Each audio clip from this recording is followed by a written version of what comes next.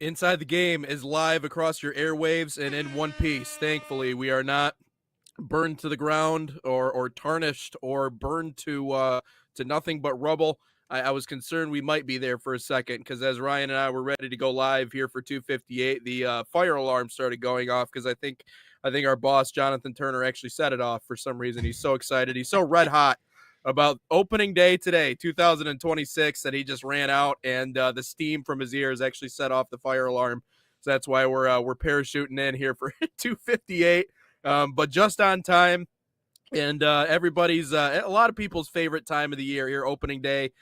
Just kind of a sign that warmer days are coming. Summer is around the corner, and obviously the start of the baseball season and a hopeful one here in Michigan. But hey, kind of a mad scramble to get things started there. I thought maybe you were going to run out of the building and we were going to have a whole situation, but we're all right. We Yeah, no, we're survived. fine. I guess there's some tests going on, so you could hear some fire alarms, like a test that we did not know about. So there could be some fire alarms going on during the show. So who knows? I could be given a great point, and then I might have to just mute myself and put Nate on the screen for Yeah, until it stops because there you the go. fire alarm That's is fair. just outside the door.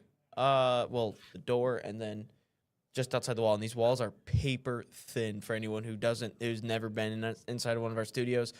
You can hear Yeah. everything in where I'm at, like out there. So yeah, no, we maybe I'll disappear for a little bit during this one.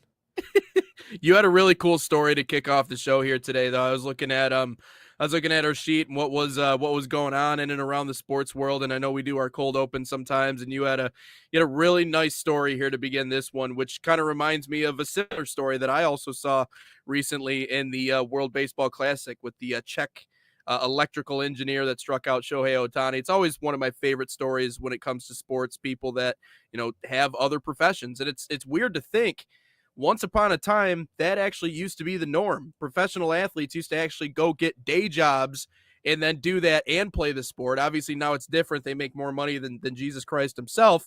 But, back in the day, that's kind of what it used to look like. So a really cool, inspiring story to open up the show, but I'll let you set that one up.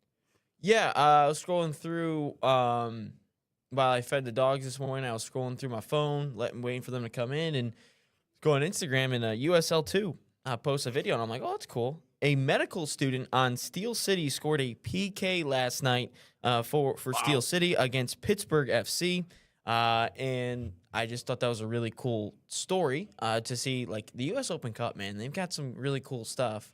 Or soccer, I should say, in this country. We got some pretty cool stories. We had the 18-year-old that scored the other day, or last week, or 2 weeks ago, I think. And then we had this one with the medical student. I did not have time. His name was Nicholas Greca. I did not search up what college he goes to, but I thought that was pretty cool, which then brought me to this point. Which athletes have had crazy former pro athletes have had crazy career choices after playing sports. So I got this list. There's 11 players that I have on this list. The first one is a former Arizona Cardinals quarterback who played 10 years in the NFL. His name was Jake Plummer. He is now a mushroom farmer. That's what he was a vocal advocate for medical marijuana in 2007, and he's gone as far as becoming a mushroom farmer. These aren't like the yummy mushrooms you eat like on your pizza. These are like the kind that make you taste colors. No, this is for medical purposes. Oh, okay. All right. Okay. I gotcha. Drew Bledsoe Right. is a winemaker. Obviously replaced by the one and only yes. Tom Brady, but he now has a winery called Bledsoe Family Winery. Produces under 2 different labels, Double Back and Bledsoe McDaniels.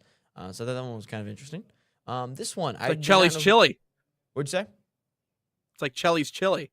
I love that place. Did not know who this player was, but I guess he played a while in the NBA. Bryant Reeves. He is now a cattle farmer, 7-footer, who was upwards of 300 pounds, who played at Oklahoma State and 6 seasons for the Memphis Grizzlies, considered big country. And he's got a 300-acre ranch where he is near the Arkansas River, and he has a cattle ranch.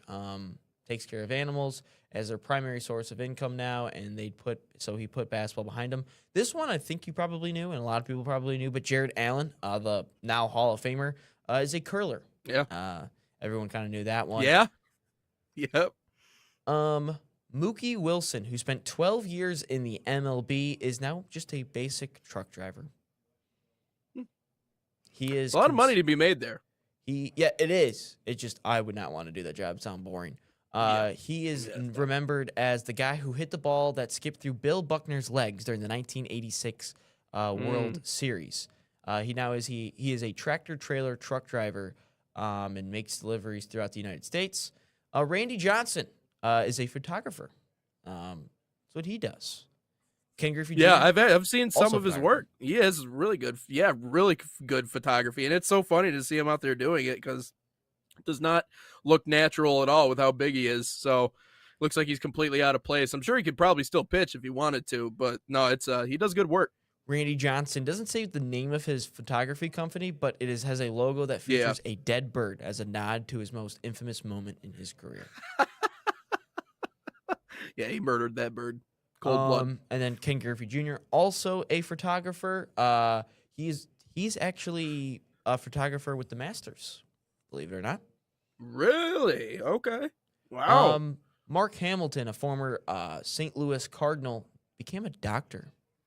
He only spent 47 games in he only played in 47 games in 2 seasons in the MLB, one of them which he won a World Series ring, but he now became a doctor.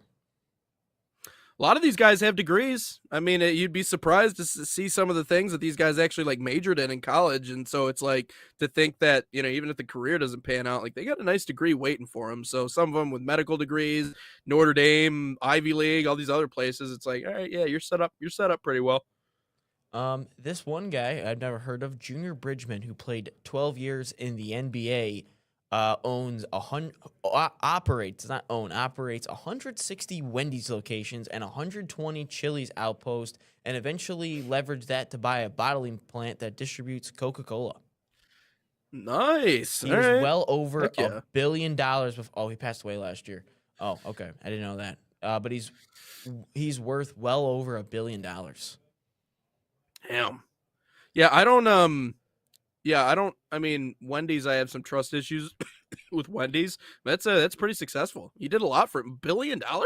Yeah, he's worth over $1 billion. That's I find that quite impressive. And then where's this? Roger Staubach. He has a real estate company, and then which he then sold in 2008 for over $600 million. Impressive. This guy, I have no idea who he is. His name is Byron White, but he was an All-American halfback, and then eventually played in the NFL, and he became a Supreme Court justice. I think I remember that. I think I knew that one. Oh, yeah. JFK appointed him in 1962, a post in which he held for over 30 years. You know what? If I'm being honest, I think I might trust some of the athletes. I think they know what's going on. I think they know how to compete. So I wouldn't mind them being politicians because they know what it's like to battle when the odds are against you. So I like that. I like that. So that a that lot. is our list of athletes who then became interesting pro careers. I think Darko Milicic has his. I can't wait for Nikola Jokic to join that list. Can't wait for him to be a cattle farmer. I can't wait for Jokic to be. I think in a perfect world he would like to be a jockey, but unfortunately, like genetics told him he could not be a jockey. He would kill the horse if he got on the horse. So I think Nikola Jokic is the most fascinating person of all time, and I think it's because he is the most clear-cut example of if you are naturally gifted, God-given talent at doing something, even if you don't enjoy doing it, you can have hobbies that you enjoy more than what you're doing, but you gotta do it. I'm sorry. God gave you this ability to shoot a basketball like that from 7 miles away over your head. He gave you ability to see things that are happening before they even happen. The NBA is just your job. Okay. Just go clock in at your job and then you can go play with your horses. It's the most, I've never seen anybody like Nikola Jokic before and probably never again. But I know we got to get into our soccer conversation. I will say this before we quickly move on to that. I think it's the thing that's cool about the U.S. Open Cup. We talked about on this show multiple times before about how soccer is oversaturated in the US. You know, like there's too many teams and too many cities and too many places. And okay, yeah, you can claim that there's so much and we don't know who's who and that it's all scattered and it's the Wild West. We can claim that, but I don't think it's necessarily a bad thing that we continue to add more teams. And I think it's just because it reemphasizes that soccer is for everyone. And even if you're like a UPSL where you're giving a guy who maybe is an electrician during the day an opportunity to come out and compete, I love it. And compete in a tournament that has national eyeballs on it. Yeah, I love it. And so I think it just what that moment did yesterday is it reinforced that soccer is for everyone. I mean, even if you're a working class professional, which I know he's not a professional quite yet, but a med student scoring a goal. I mean, Mm-hmm. like med school itself takes up all your time. How the hell are you able to manage playing and doing that at the same exact time and score a goal? So that's really impressive. And again, I just think it goes back to reinforce that this game is truly for everybody. And it's just fun to see those stories, especially in a cup like that. Now we know obviously once it gets to the end, you know, MLS teams dominate, but it's still a really cool story. So that's why we love the sport as much as we do. Do we truly think soccer in the U.S. is oversaturated? Do we truly think that? I think we only say it's oversaturated because we don't know, because there's so many different leagues and so many different structures and so many different I think that's what makes it seem overwhelming or like there's too many teams. But the sheer number of teams, no, I mean you need them in order to compensate for how many kids are playing the sport. I mean, how many, you know, we talked about that, isn't it? Like the in terms of participation, isn't it the most, the highest? I No, I know think it's I think so, but I'm just asking this question yeah. because I just did a quick Google search. I asked how many pro soccer teams are in England, and England has over 7,000 soccer teams across professional, semi-professional, and grassroots levels. There's 92 professional in their top four pyramid. And I just searched up with the United States, and we got 30 Premier League, or not 30 Premier League, 30 MLS teams, and then we have, I think, 27 USL Championship, then we have USL League One, MLS Next Pro, NISA is in there, and then the women's side, NWSL, USL, Super League, USLW, and NPSL. So I don't think soccer, if we're going based on solely teams, I don't think it's saturated. I do think, however, there are too many different leagues and we don't have a proper structure. I think you're right that Yeah.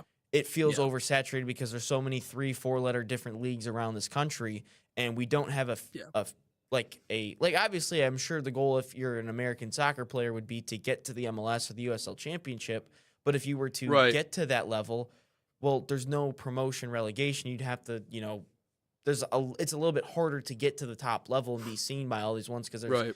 not necessarily promotion relegation, but in terms Mhm. of teams, I don't think it's oversaturated. I just think the amount of different leagues because Yeah. think about it, England is a much smaller country than the United States. Oh, And yeah, far smaller. to the other point of you saying there's too many there's too many cities, too many teams. Well, I don't really buy that because you go to England, you go to Spain, you go to Germany, you go to France, they got as many teams, if not more, and they're much smaller countries. I just think the difference is there's no structure here in the United States, and Yeah. that's why I feel like it's oversaturated. 100%. No, you're exactly correct. I mean, it's funny because like you know, even me as a play-by-play talent, you know, you'll get the notice like, hey, you got a game time or whatever, and you're like, well, what league? It's like, well, it's the XFL SYZWMLS that you're doing tonight. And it's like, what? Like, I've never heard of this league before in my life, you know, but it's like, you look at it and it's like some 27-year-old who like did really well playing Division 1, but like never got the opportunity beyond that point. So like we have a lot of players, but we have just 800 leagues to choose from.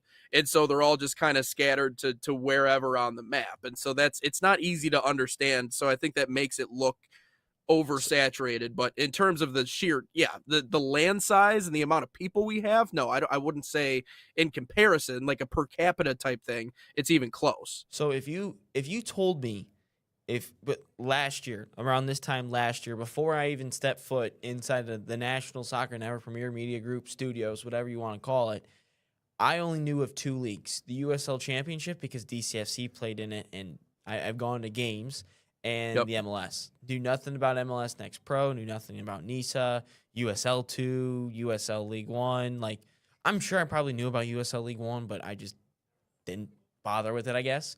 Or UPSL, NPSL. Like, I didn't know any of these leagues. And then I became here, and I'm like, oh my goodness. And then my mom will be like, so what game you calling tonight? I'm like, Mom, if I explain it to you, get more confused. Because eventually I started explaining all these different leagues, and she's like, I'm lost. Like, I didn't know anything about the Major League Indoor Soccer or MASL. So, yeah, Yeah. it's a little difficult. Yep. But yeah, I mean, there's so many different leagues, there's so many different things, and so that's why I think it gets definitely confusing for the consumer at certain points. You want to launch into the U.S. men's national team conversation, or you want to talk about Bayern here really quick before we get to that? Let's go to break. It's already 9:16. Let's go to break, and then we'll get into the men's national team conversation. Cool. Let's talk about it on the other side. First, FC Bayern summer soccer camps are a proud sponsor of the National Soccer Network, fostering football excellence across North America. Open to boys and girls of all skill levels, FC Bayern camps deliver elite training inspired by FC Bayern Munich's world-class philosophy. Select your city, start a promising soccer path, and right now save $30 on registration by using promo code BayernNSN30. Again, that's BayernNSN30, or scan the QR code on your screen. Learn more at FCBayernYouth.com.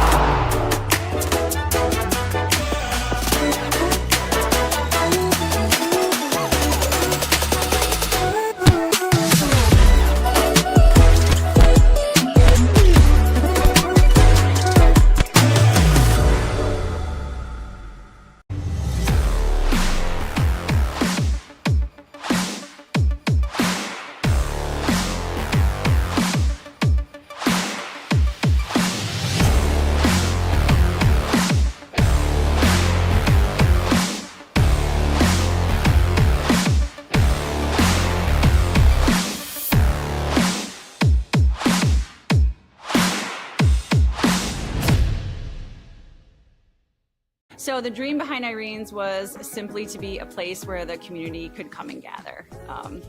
This is my hometown, we're raising our family here, and we just want to be a space where people can come together as a community and share a great meal. We've got golf simulators, we got pinball, live music, trivia nights, but we also have fresh, always homemade, locally sourced food, and we serve it with a sense of Gemütlichkeit. This is a German word that conveys a sense of warmth and coziness and belonging. We're excited to show off how we're growing and that this is the place to be. And Gesundheit, welcome back in to Inside the Game here, episode 258 in the National Soccer Network. Second to last episode here this week as we get into our first hour conversation. Ryan, yesterday I know I talked about Landon Donovan and his critiques of USA Soccer and everything as it surrounded the Noah Kai Banks conversation. You guys really like that one, getting involved on that. And today we're focusing on, something that I talked about jokingly earlier this week and something that seems as inconceivable as it is, tangible. And that is Mauricio Pochettino trying to get the most out of this team, but now kind of verbally explaining it, putting it into words and saying it out loud and waiting to see what the reactions of the soccer world is. And essentially yesterday in camp said, why not us? What is stopping the U.S. men's national team from making a run? What is stopping this group from doing something that they've never done before, from achieving the one thing that we all want to see as fans and as supporters and as people who, have watched this team forever? Why not us? Why can't we be the ones to make a difference, to make a run? And again, it seems inconceivable, really, from my point of view. And I don't agree with all the people that are like, "Well, you're going to get grouped." We're I don't past think that that's point. gonna happen. We're past that point, in my opinion. I think we're too good to just fall to a side that has no business beating us. Now, I don't want to get too far. I feel like we've said this, and then we end up slipping. I think we're much better than that. I think we're at least a quarterfinal or a round of 16. But I love at least the mentality from Mauricio Pochettino, especially in an area where we were having some serious questions about what his plans were and weighing other jobs and all these distractions. Clearly, he's trying to get a message across. Is it realistic? I'll get into my opinion on this here in a second, but what says you?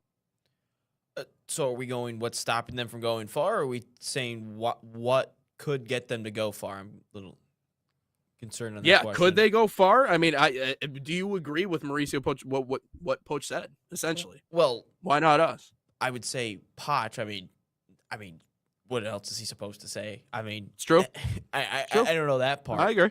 I don't know what he wanted to say. Well, guys, let's give it our best chance and let's just make the round of 16 and go home. Well, some coaches will go that way. Some coaches will go the more honest way, which not in the media. Not in the media. That's sure. Yeah. Not in front of the you're right. cameras. Maybe inside the locker room when there's no cameras rolling, the media there. But again, I can't really. I mean, what's Potts supposed to say here? I mean, let's just give it the good old college try, guys. Let's see what happens. No, I just brought it up to say when he goes, why not us? And then I sat there and go, okay, so what's stopping them from going far, and what's could potentially get them to go far? We'll start with the negative and then we'll end on a positive. So I think what's stopping them from going far is themselves. Self-inflicted red cards. Looking at you, Tim Wham. Hopefully don't punch anybody this time. That's all I would say. But I would say outside of that, I say what's stopping them from going far, I think, is potentially the way depending on what the back line looks like. If Noah Kai Banks is there, if not, I'm just going to play the game for this situation that he's not going to be there. That's the game I'm going to play. So Tim Ream, he will probably be out there. That just seems like a recipe for disaster for me. That's just my own personal vendetta. I just think that his legs are gone. I just don't think he's that good. And then another negative I would say is the other center back, because Miles Robinson, Mark McKenzie have been, I would say, less than ideal for us going forward, or in their previous caps. I guess you want to call it that, cap wise. Goalkeeping situation still scares me a little bit with Matt Turner and Matt Freese. Gosh, I really hope Slonia develops it by 2030. But goalkeeping situation really scares me. And I think going forward as well, I think attacking wise, that scares me a little bit, just because we've never really been a country that scores a lot of goals. And obviously, how do you win soccer games? That's scoring goals. And obviously, we've improved in the front three or whatever it's going to be. With Balogun, I think he's a much better striker than I think it was Haji Wright, Jesus Ferreira, Josh Sargent were some of the strikers played in 2022. So there's that. Pulisic obviously has gotten a lot better. Tim Weah has gotten better. Malik Tillman's come onto the scene. He's been a really good attacker for Leverkusen. Which, by the way, thank you for tackling Madueke in the box for Arsenal back in the round of 16. Thank you, Tillman. Complete dummy tackle. Bonehead tackle. But those are a couple things that I think player-wise and position-wise, I think we couldn't go far. But I also think that I think structurally, is this formation going to work against? I'm going to go Turkey, and think we got Paraguay and Australia. I mean, look, we tied Australia, so I can't really say there. Paraguay, there's some bad blood. That's why I say self-inflicted red cards. Looking at you, Tim Way, especially in that game. But I just don't know if maybe if they're up for it, because the last time we had a tournament with the big guys, we got grouped, and it was just a bad showing. So I really hope that that doesn't happen. But this is one of the reasons why I think we could go further. So the picture on the left is the starting 11 from our round of 16 Netherlands game, and you see Pulisic, Tim Weah, McKennie, Adams, Musa, Anthony Robinson, Tim Ream, Walker Zimmerman, Serginho Dest, and Matt Turner. And guess who's up top? Jesus Ferreira. Oh, gosh. Why in the world is he even playing? Then I'll roll down the bench for you real Yeah. quick too. Luca De La Torre, Cameron Carter-Vickers, Christian Roldan, Ethan Horvath, Aaron Long, Kelly Acosta, Shaq Moore, Sean Johnson, Joe Scally. I mean, what are we doing here? And let's go to the right side. This is our last game against Uruguay in the Copa America, because I thought this was probably the last time we had all of our big guys together in one spot. Balogun up top, Gio Reyna, Christian Pulisic. The only reason Reyna started this game is because that was the one game suspension Tim Weah had to serve. Musa, Adams, McKennie, Scally, Richards, Ream, Robinson, Turner. And obviously, immediately I look at the right side. I'm like, okay, that's a much better starting 11 than the one on the left against the Netherlands. Even going down the bench a little bit, you have Aronson, Vickers, Horvath, Mark McKenzie, Shaq Moore was there, Ricardo Pepi was there, Sergeant Tillman, and then Johnny Cardoso and Luca De La Torre. So much better starting 11s from previous years Far to better. 2022. So I would say a reason we could go further is we've vastly improved since 2022. We're just better.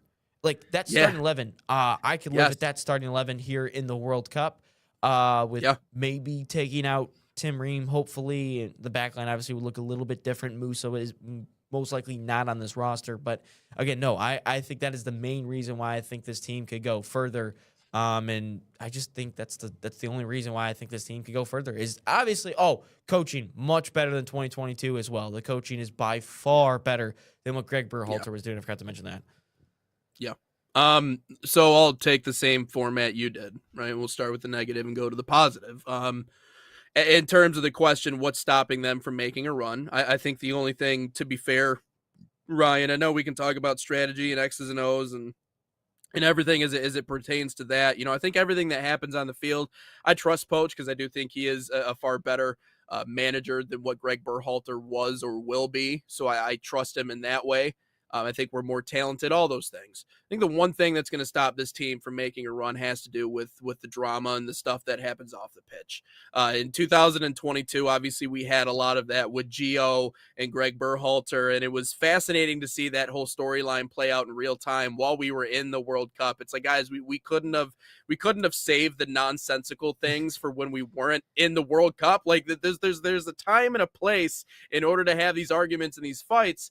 And so, you know, Gio Reyna complaining about how he's not getting enough playing time in the World Cup, right? Like this is the right time to throw a fit about that. That is the part, you know, can Mauricio Pochettino find a way to manage all of the different personalities and all of the different egos who, mind you, on their respective clubs are probably the guy or one of the better guys. That's always the biggest question when it comes to international, you know, to managers who are on national teams. How do you balance all of those personalities? And to be completely frank with you, maybe there's a certain level of respect when it comes to the U.S. men's national team players with Mauricio Pochettino, maybe a little bit more than what it was with Greg Berhalter, because there doesn't seem to be that cultural instability. So if we can get away from the drama component, if we can leave that in the past and we don't have any of that cancerous stuff following us into this World Cup, and I even, you know, I look at someone like Gio and how, you know, it's been a lot better in that regard. Now, mind you, we don't know the conversations that are going on behind closed doors, but that is the biggest part in my mind. We have to avoid the drama. We have to avoid the BS. We can't have the negative energy, which, again, to be fair, I don't think we've had a lot of that really recently. I think we've been pretty solid in terms of, but that was in the summer we did, certainly, but that was, you're right. That was our good really friend internally. Landon. Yeah, and our good friend Landon Donovan that we mentioned yesterday. So that's where a lot of that came from. So this is obviously far different, right? No one in their right mind, unless you're a 19-year-old Noah Guy Banks, who's like, Germany, maybe. Outside of him, everybody else seems to be all in on it and ready to go. So get away from the drama, get away from that other BS. In terms of playing out of the back and all those other things, I think we're going to learn a lot of those lessons in these upcoming international games, the one against Belgium, all these matches. I think we're going to learn a lot of that stuff. So I trust that Poach is going to get it figured out. But let's focus on the positive side, right? Because obviously we're not as overall talented as the rest of the world. That's the other reason why maybe we wouldn't make as deep of a run. However, deeper than what we were in 22, better than what we were 4 years ago. Yeah, absolutely. I don't think there's any doubt in my mind that we can certainly do that. And for a couple of reasons. I think 4 years is a lot of time to allow players to develop and continue to get better. I said it jokingly yesterday about the whole college term and probably shouldn't do that moving forward, partied a little too hard, learned my lessons, it jokingly, but at the same exact time, over the stretch of 4 years, you grow up a lot, you develop a lot. Christian Pulisic and what he's done in AC Milan, and we added Chris Richards, who I think, in terms of if I'm going to rank my top 5 most important players on the field, Chris Richards is in that top 5, and what he's done in the history he's accomplished at Crystal Palace. Malik Tillman has become far better and has bursted onto the scene. As you mentioned, Weston McKennie is playing the best soccer of his life right now. The best soccer of his life right now he's playing. Flo Balogun, who was not our option, we didn't even have him in the 22 World Cup, and now he's playing so well that you even went as far yesterday as to say, well, he realistically could play for England if he wanted to. Like, that's a very real thing because he has been playing out of his mind. I know that Matt Freese has looked recently, but I really liked what he did in the Gold Cup, especially with what he did in PKs in order to get to the U.S. to the final. And I know it was Costa Rica, okay? I'm not freaking out about this, but it's still impressive nonetheless to be the guy to make all those saves in a PK. And I like his attitude. Now, is he the best goalie in the world? No, but I feel like something about USA goalkeepers when it matters, I feel like they always just find that next switch. So hopefully Matt Freese can be that next guy to find that next switch. I'm not saying we don't have holes. I'm not saying this team is a complete product or that we even have a semblance of a squad that can go up against a side like a France or an Argentina or a Brazil. I'm not somehow suggesting that we are one of the best in the world. However, if we're doing comparisons, I think it's always better to compare us to us and not necessarily us to everybody else. Because if you want to do us to everybody else, then we have to break down each and every, and we're cooked. Yeah, we have to break down every comparison with every team and every country. Let's compare us versus us, right? Where have we gone in the last 4 years? Better manager, better overall players, better depth, better everything. Better, A, B, C, D, 1, 2, 3, all the way down. And so that's not to say, again, we're going to compete for a World Cup, but if we get to the round of 16, as much as I think a lot of people would be like, wow, look at us, it's not as much of a shock as I think it would have been once upon a time. It's actually crazy when you put it side by side to look at how far a lot of these players have come since that 22 campaign. So I partially agree with what Poach is saying. Why not us? And who knows what 2030 looks like, and 2034. It just, things like these, it takes time. And again, this is why this international window is really, really going to show us a lot as to what this team is just capable of going into the World Cup. I want to go a little bit deeper here about the whole Netherlands game, and I want to go back to the last round of 16 game real quick. Yeah. So just some numbers from the USA Netherlands game in 2022. We actually had more possession, believe it or not, 58% to 41. And maybe you could be like, okay, well, US was pushing. It was a 2-1 game with 15 minutes to go. Yeah, maybe we can have that argument. But I also look at shots on goal. We had 8. Netherlands had 6, which is impressive that they scored 3 out of the 6. Shot attempts 17 to 11. Corners, we had more. Saves, we actually had less, 4 to 5. And then if you look back, the only stat I had to tell you about Belgium USA in our last round of 16 game before that, Tim Howard made 16 saves. That's all I need to tell you about that game. And it's a great number and a great record to have, but that means just on the day you got outplayed and you got dominated. So again, take that with a little bit of a grain of salt. Still mad at Chris Wondolowski. But I also want to mention this, too, with Poch compared to Greg Berhalter.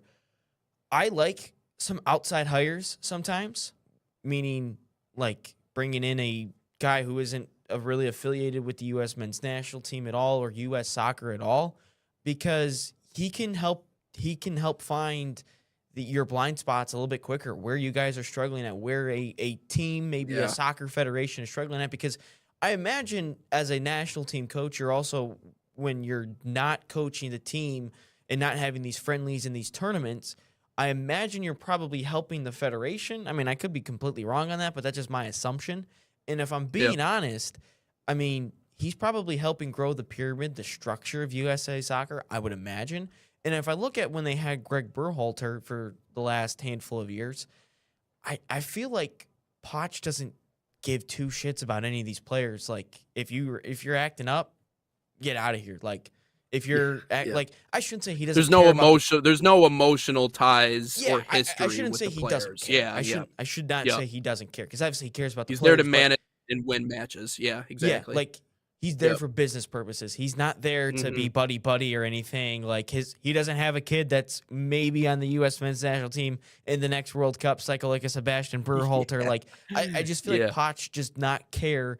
Doesn't have that emotional attachment as, maybe Berhalter did with a couple of players, because Berhalter may have known a handful of players, just from his son being on teams with them, maybe in youth teams or youth national teams, or heck, I don't even know, club teams, at a younger age. They all came up together. I feel like this generation, in one way or another, I mean, they all came up. They've all been around each other. So yeah, and Poch is like, you know what? Let me have a clean slate.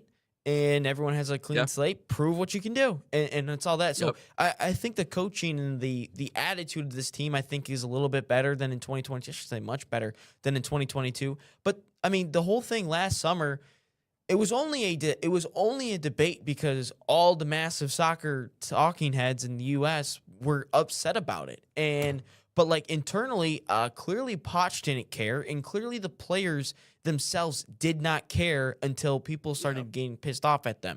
Which, I mean, I thought all athletes don't actually care what people say, so I don't know. But yeah, no, I thought all the off the field distractions were done externally with former players than actually within the camp themselves.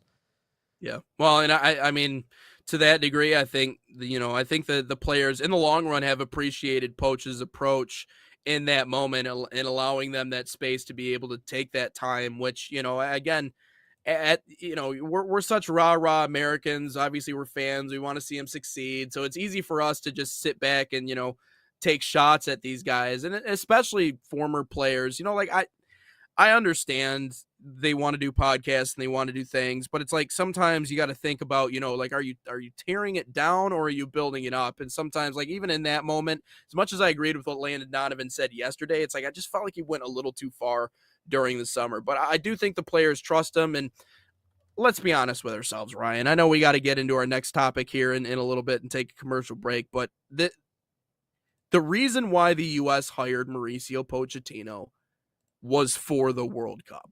Yeah. Like that probably 100%. Was the sole reason why they brought him in. And because he knows his stuff, because he has a polished resume, but more than that, to what you're saying, with no personal affiliations or ties to these players, it is a lot harder to get through to someone like Mauricio Pochettino and be like, hey, my son's not playing.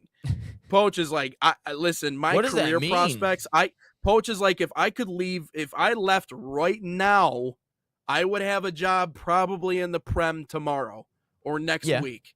Like this position with the U.S. men's national team, of course, everybody wants to be in the World Cup. Everybody wants to manage in the World Cup. But if anybody wants to try some smart stuff and tell me I don't know what I'm doing, Mauricio Pochettino has a little bit of bargaining power, and it's weird to think that USA Soccer actually kind of benefits from that a little bit. Essentially, Poch saying, hey, if I don't want to be here, I don't have to be here, because that stops everybody from going, hey, maybe we can get something out of him. Maybe we can poke and prod something out of this guy, because Greg Berhalter, okay, he's in the MLS. He's got the Chicago Fire going. Great. Awesome. I'm sure he loves being in cold ass Chicago and not in the World Cup, but there's a lot of other reasons why not to go to Chicago. But real quick, this is from Shots by Gavin Berhalter in the Instagram chat. Berhalter was definitely more of a club coach than a national team coach. The U.S. also definitely needed someone who's actually had good coaching experience too. Yeah, I would agree with that. I'd agree with that statement. It felt like Berhalter was just kind of like the fun uncle with the team. The funkle. And then eventually your mom and dad tell you to avoid because they have a drinking issue. But like outside of that, like he just kind of seemed like a kind of just a buddy. Like that's what it felt like. And much like the fun uncle, it's all fun until it's not fun, and then it's just Yeah. drama and BS. And now you're like, we got to get him out of here. He's had one too many. So, no, what's up, Gavin? Appreciate you jumping on the show. It's another one of our good buddies.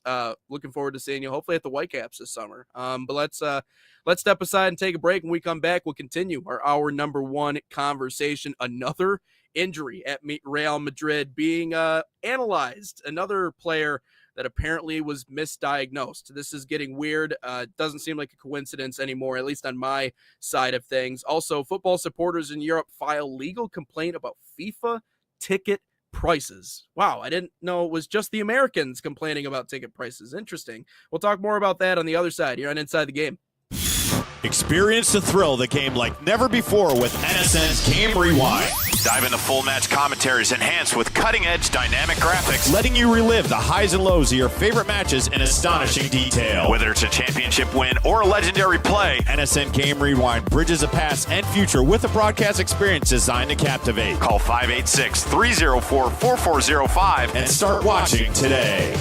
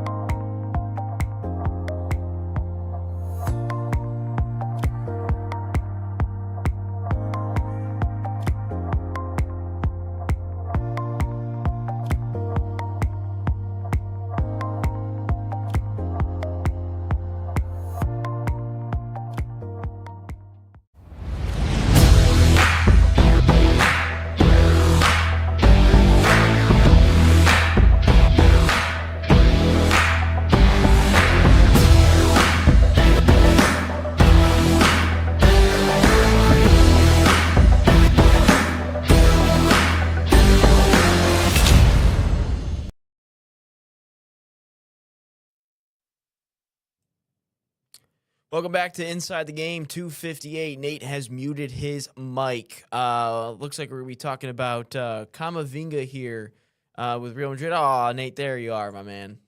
Take it away, man. No, you're good. That was a solid. That was solid right there. Took it over. You were ready. Yeah, my bad. Getting into our next topic here on the show today. Well, you just heard it from Ryan. Eduardo Camavinga apparently was examined earlier this year by the same Real Madrid coaching, or rather medical staff that we talked about yesterday, that misdiagnosed Kylian Mbappe. They looked at the wrong leg.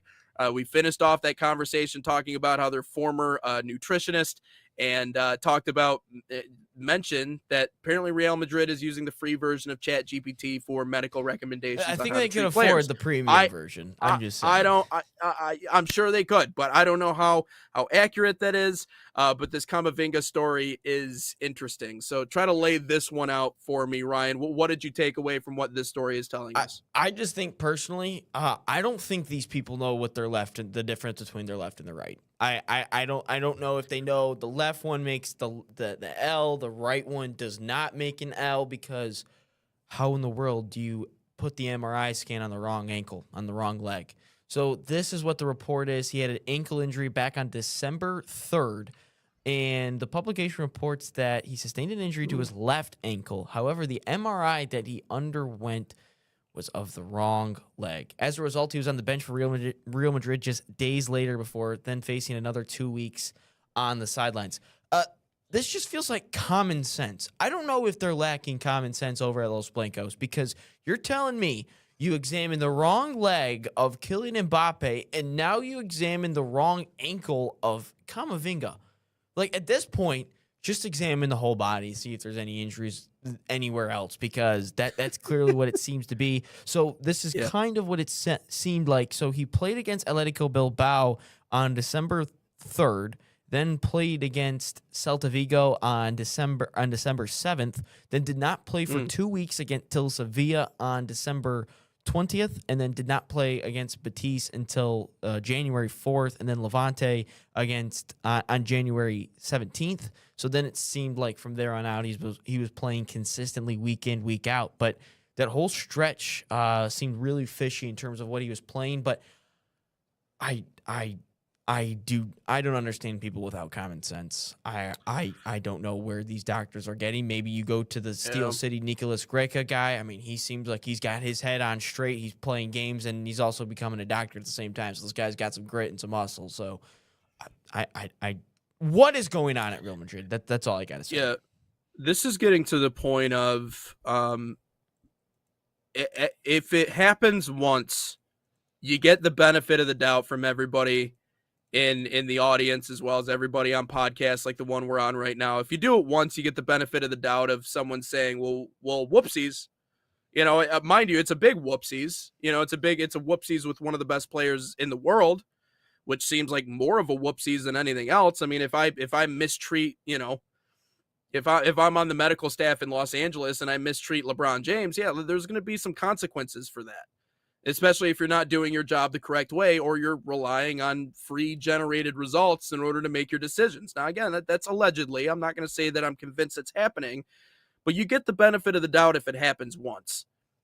When it happens twice, and now we've unraveled two different players who have both had wrong legs examined, this is now going from we made a mistake, humans make mistakes, even doctors make mistakes, to this is almost in like malpractice on the way of Real Madrid's medical staff. And why it's going this way, why it is that they have gotten two very important things wrong with two very important players that needed the correct treatment, and not just got it wrong, right? But examining the wrong leg. I mean, I would like to imagine these players probably have a way of saying what leg hurts, where it hurts, how it hurts, what happened, all of these other things.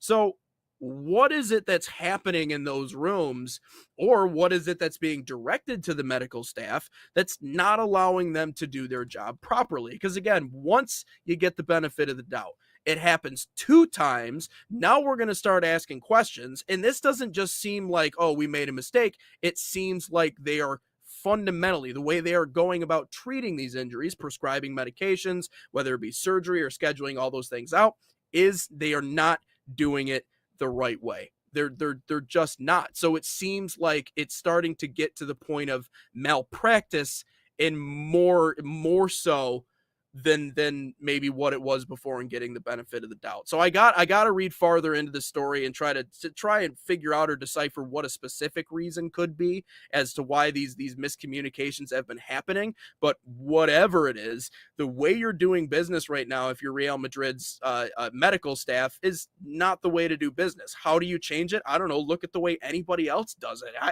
I have never seen this issue until it was Real Madrid. And once is bizarre enough. Twice? We're circling back and having this conversation about another player after Kylian Mbappe? Yeah, I check the whole team, man. If anybody had any sort of ailment this year, I would just check them just to make sure that they're good to go, because you're going to have dudes start dropping left and right from injuries because they weren't treated properly.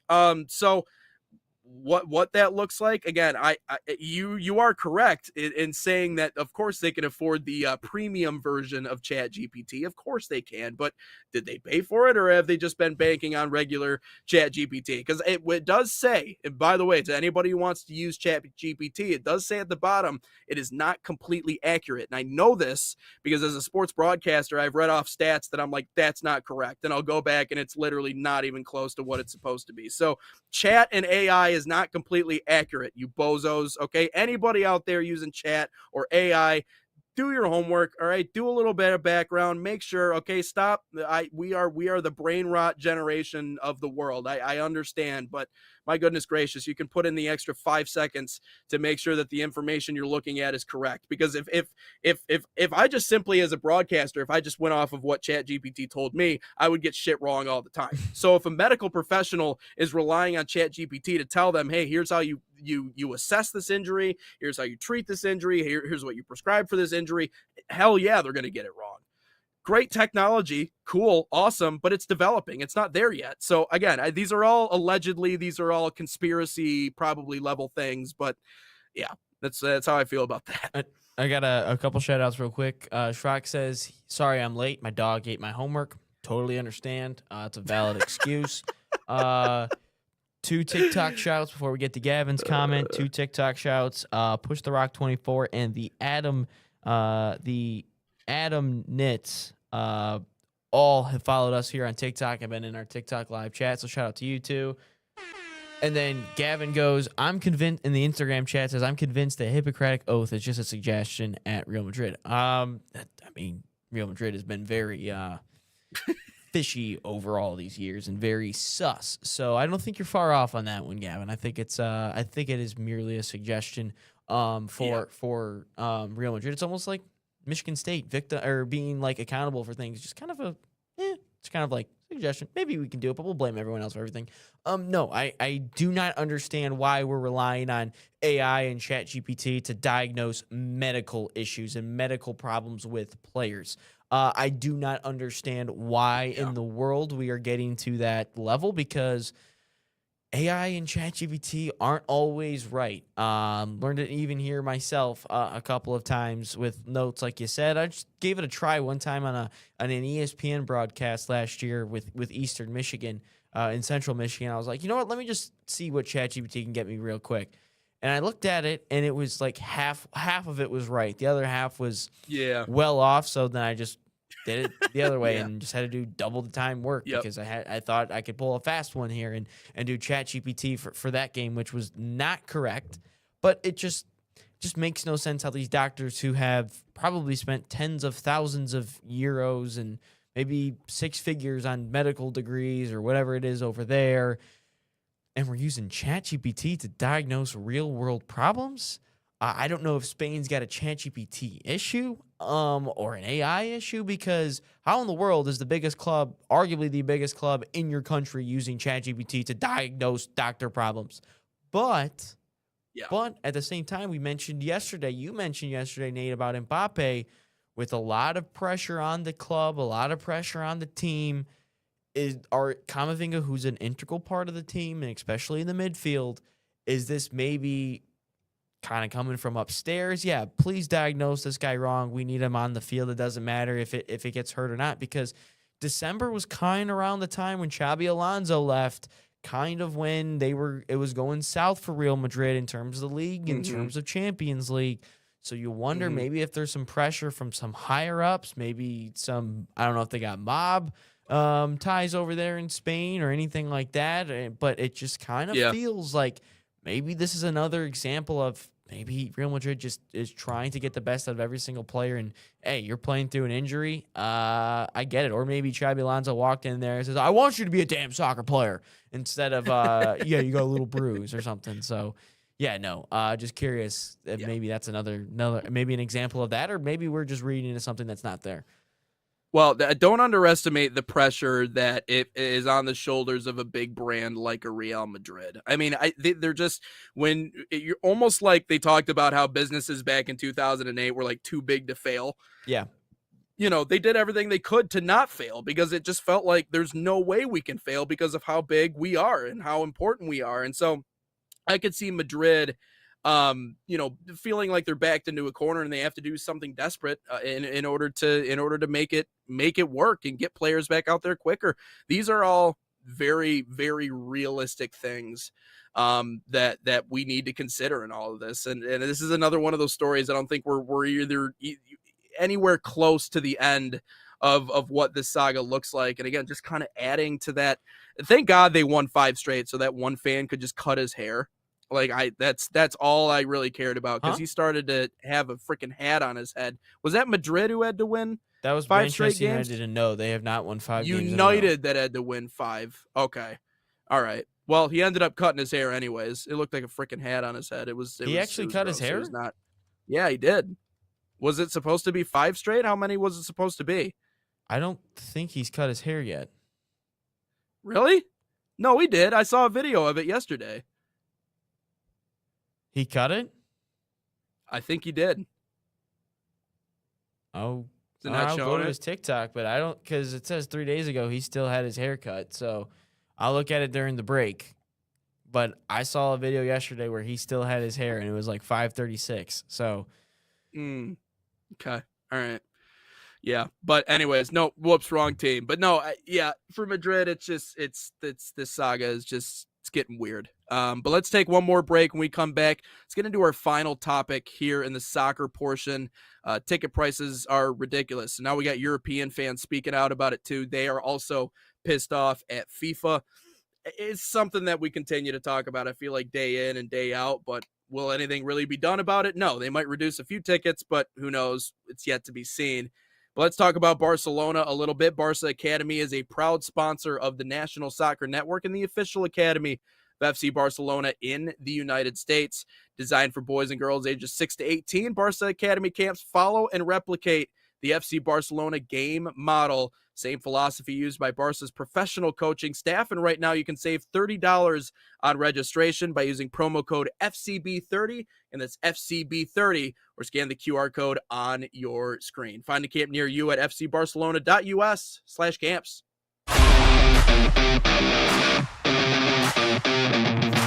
In Barca camp, I sing my song Grown on and off of the field.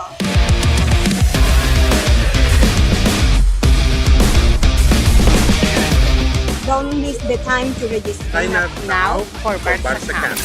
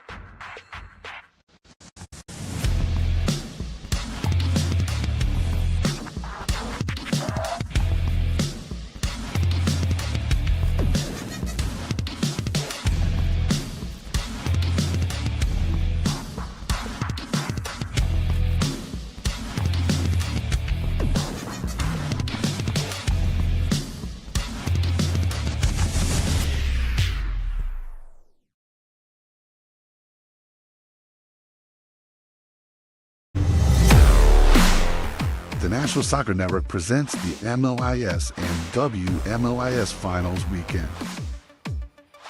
8 teams battling for a championship at the Orleans Arena in Las Vegas, Nevada. Don't miss the excitement March 28th and 29th as the top indoor soccer teams compete for the title. Watch every match live and exclusively on the National Soccer Network.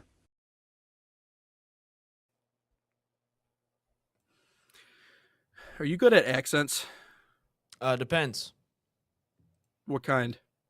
I don't know. I don't know what they're. I don't know. I just say words. Do you like different a- voices. You do like a British accent or something? Because we're talking about ticket prices. Now Europeans by are the not way, happy. He did not cut his hair because he just posted a video 4 hours ago and he still got his hair. He never cut his hair.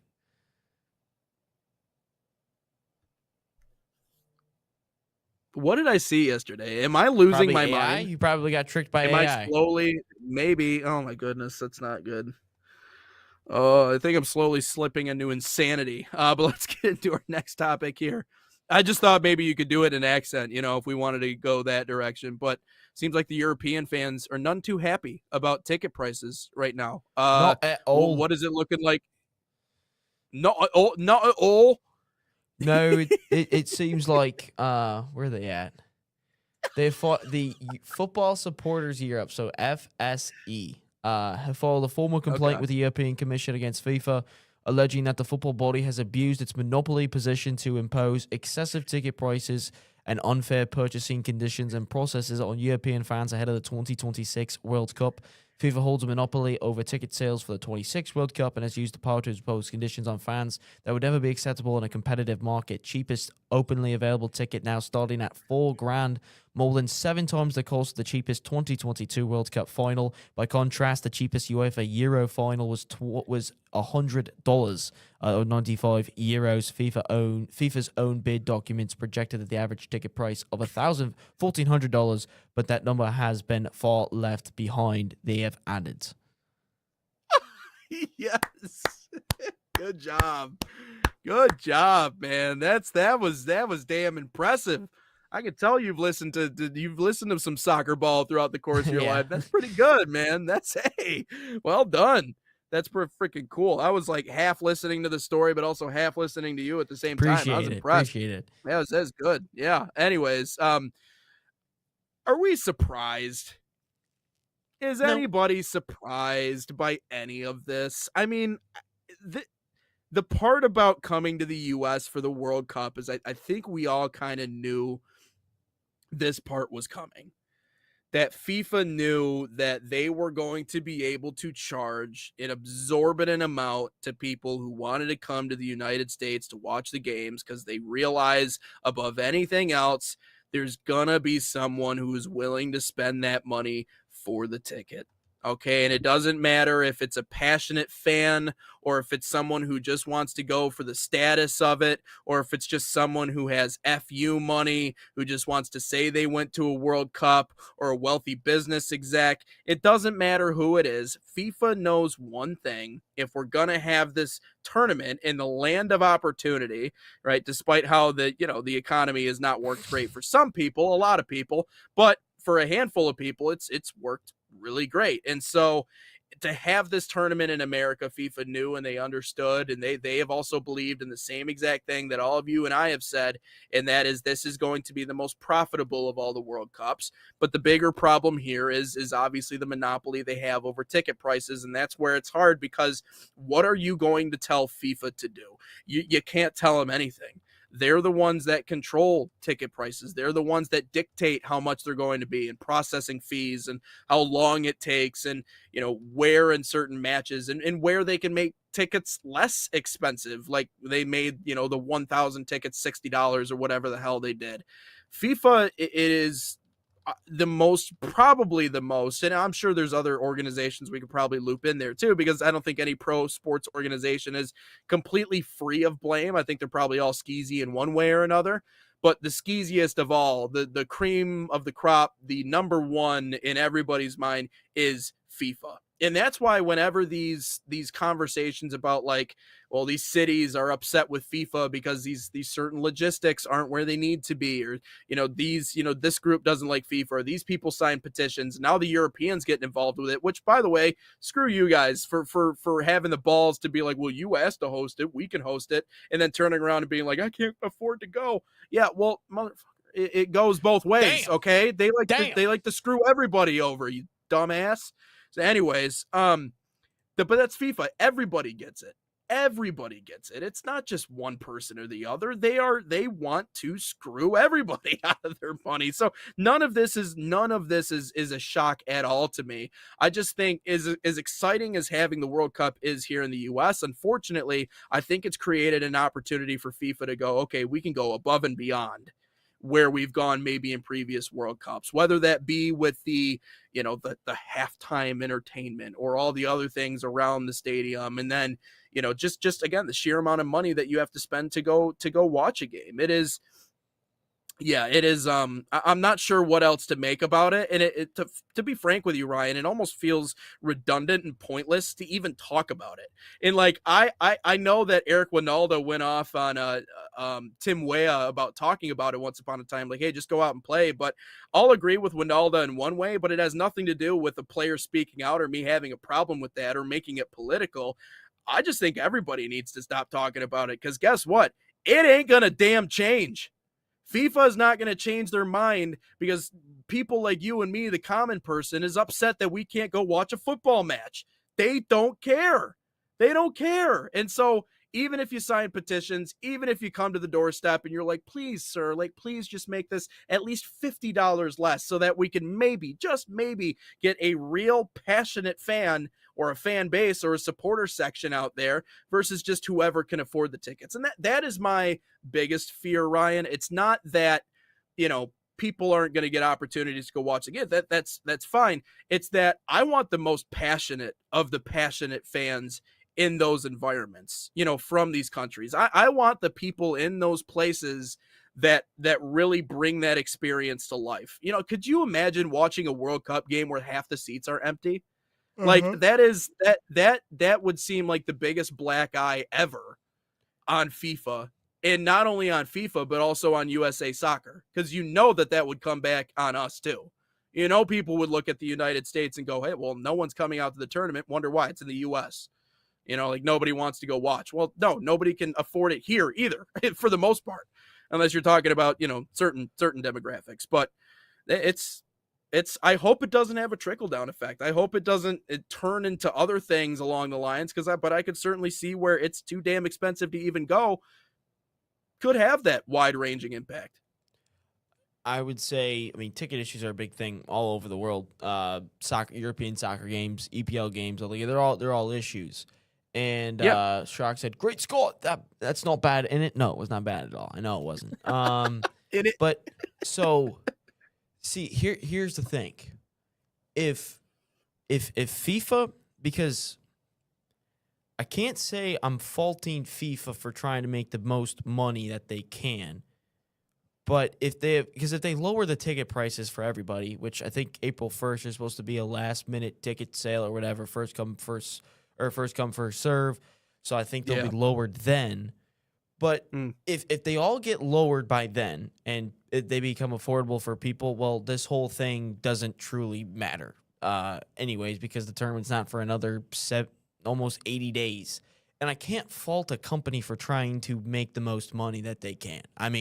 Are we then going to blame the hotels and the restaurants and the Ubers and the gas stations and the grocery stores for jacking up their prices because they want to make the most money that they can in these host cities? Yep. Can't really fault them too, because if you're going to blame one side, then you got to blame the hotels for jacking up their prices. But price gouging people, this isn't even about I know you want to hit your margins. I know that obviously good business practices, hey, this is the amount of money we want to make, this is our projected for the World Cup, which I think it was $11 billion or something, right? So I understand that you want to hit your margins, but it's almost it's kind of like the real estate thing, you know what I mean? You could sell your house for $700,000, but no, you got to be a greedy piece of shit, and you got to get $950,000 out of it. So now every other house on the neighborhood is valued at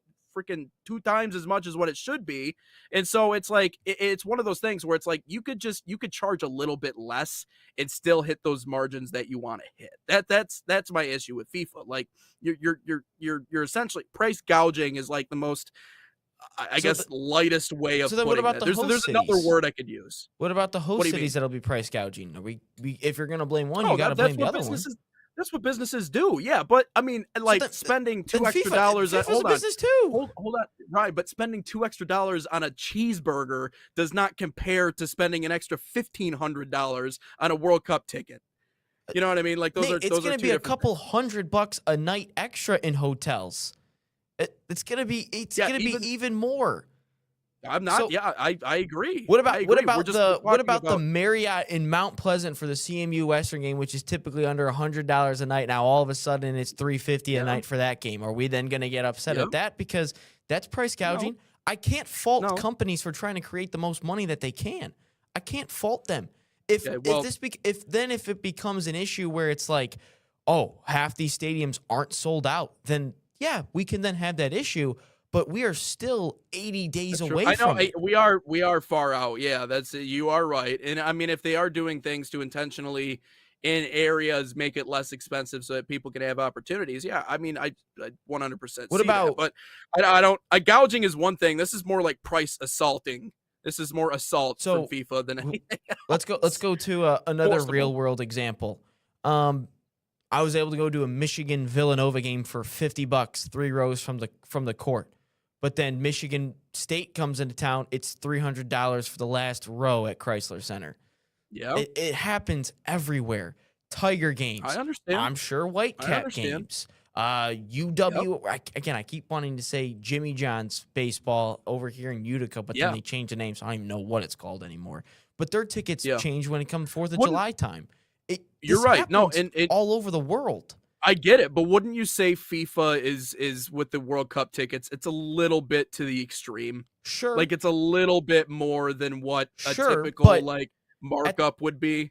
at the same time, if they then try to, okay, let's see who we can get, Right. how many people we can get for having this amount of tickets. Let's just see what happens.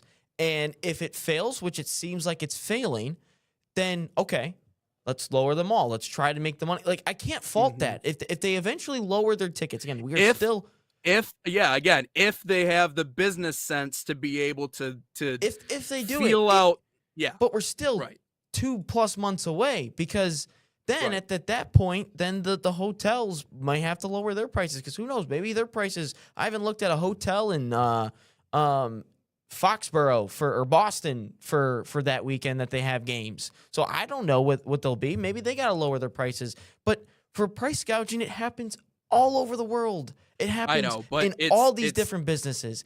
Anything happens. All of a sudden, wait, you're telling me gas on the water was like $3 a gallon on Tuesday, but all of a sudden Saturday it's like $7 a gallon. Well, on the water? that has everything. Like, That doesn't. Yeah, that has everything to gas prices don't have to do with the gas stations themselves. That has to do with oil and I'm everything just that's saying, going on in the Middle prices East. But change yes, all over the place, and just no, because I understand. No, FIFA's doing this it. yeah. They're No, not this the is a bad guy basic- because everyone does it. They are the bad guy. This then is the hotels are the bad. bad guys. The restaurants are the bad Ryan. guys. The gas station, like people charge Ryan, prices all the time. I get it. No, I understand. I understand. That's how the economy works. That's how business works. But what 4 times more expensive than 2022 is that's greed, is what that is. And I'm not gonna sit here and support greed. Like that's not. No, I'm sorry. That's not like. But if they you don't get need people the to extra buy them, it's not. $2,000. If they get That's people fair. to buy them,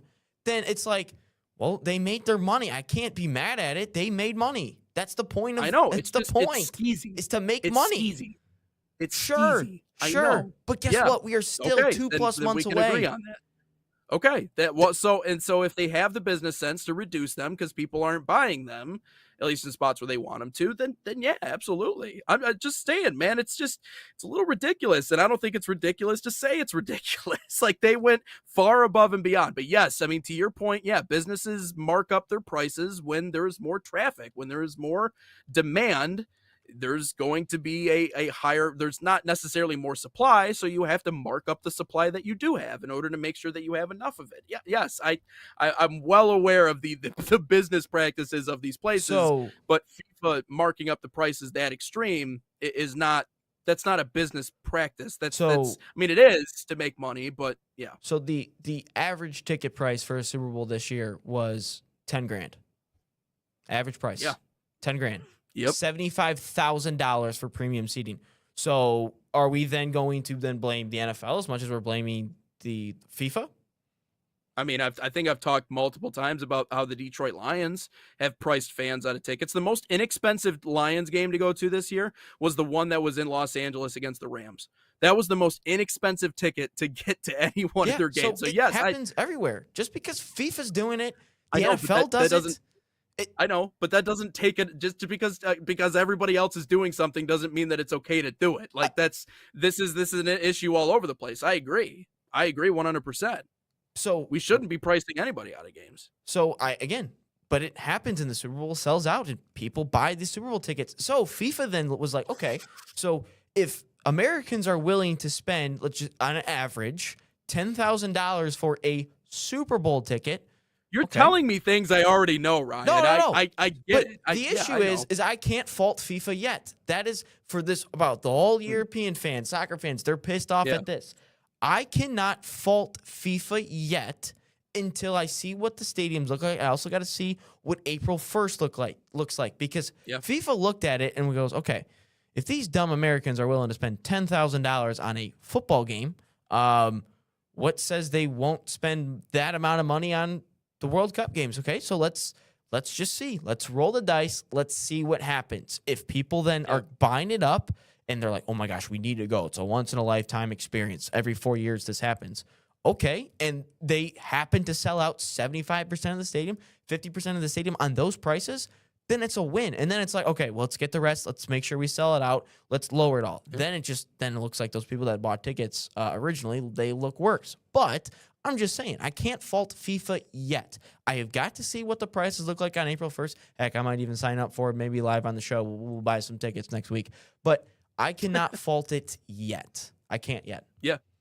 And if they, I mean, I think it would shock the hell out of a lot of people if they ended up doing, I mean, I know that they plan on, they know, and you're telling me everything that I know. And I understand that. And it is, I mean, like I said, they saw the opportunity and they're trying to take advantage of the opportunity, but you're right. If they have smart business sense and they see that they're not all filled up, at least the way that they should be, reducing those prices would certainly be the right choice. But let's take a step aside. Coming up next, we'll get into our all sports content. We got Nebraska and Iowa playing in the Sweet 16. You got a lot of Big Ten teams in the Sweet 16, 6 of them. There is an outside possibility. There's an outside possibility of a Michigan MSU national championship. Just throwing that out there. So just a chance. Couple of games away, could be a thing. We're also going to talk about opening day for the Tigers, expectations coming up for that team, as well as some news on just how much of a dummy Sharon Moore was. All that and more coming up next. First Man City Soccer Camps are a proud sponsor of the National Soccer Network, bringing world-class training inspired by Man City's global football philosophy to players across the United States. Open to boys and girls of all skill levels. These camps focus on technical development, decision-making, and playing the game the City way. Right now, you can save $30 on registration by using promo code MCNSN30. Again, this MCNSN30, or scan the QR code on your screen. Find a camp near you, usacamps.mancity.com.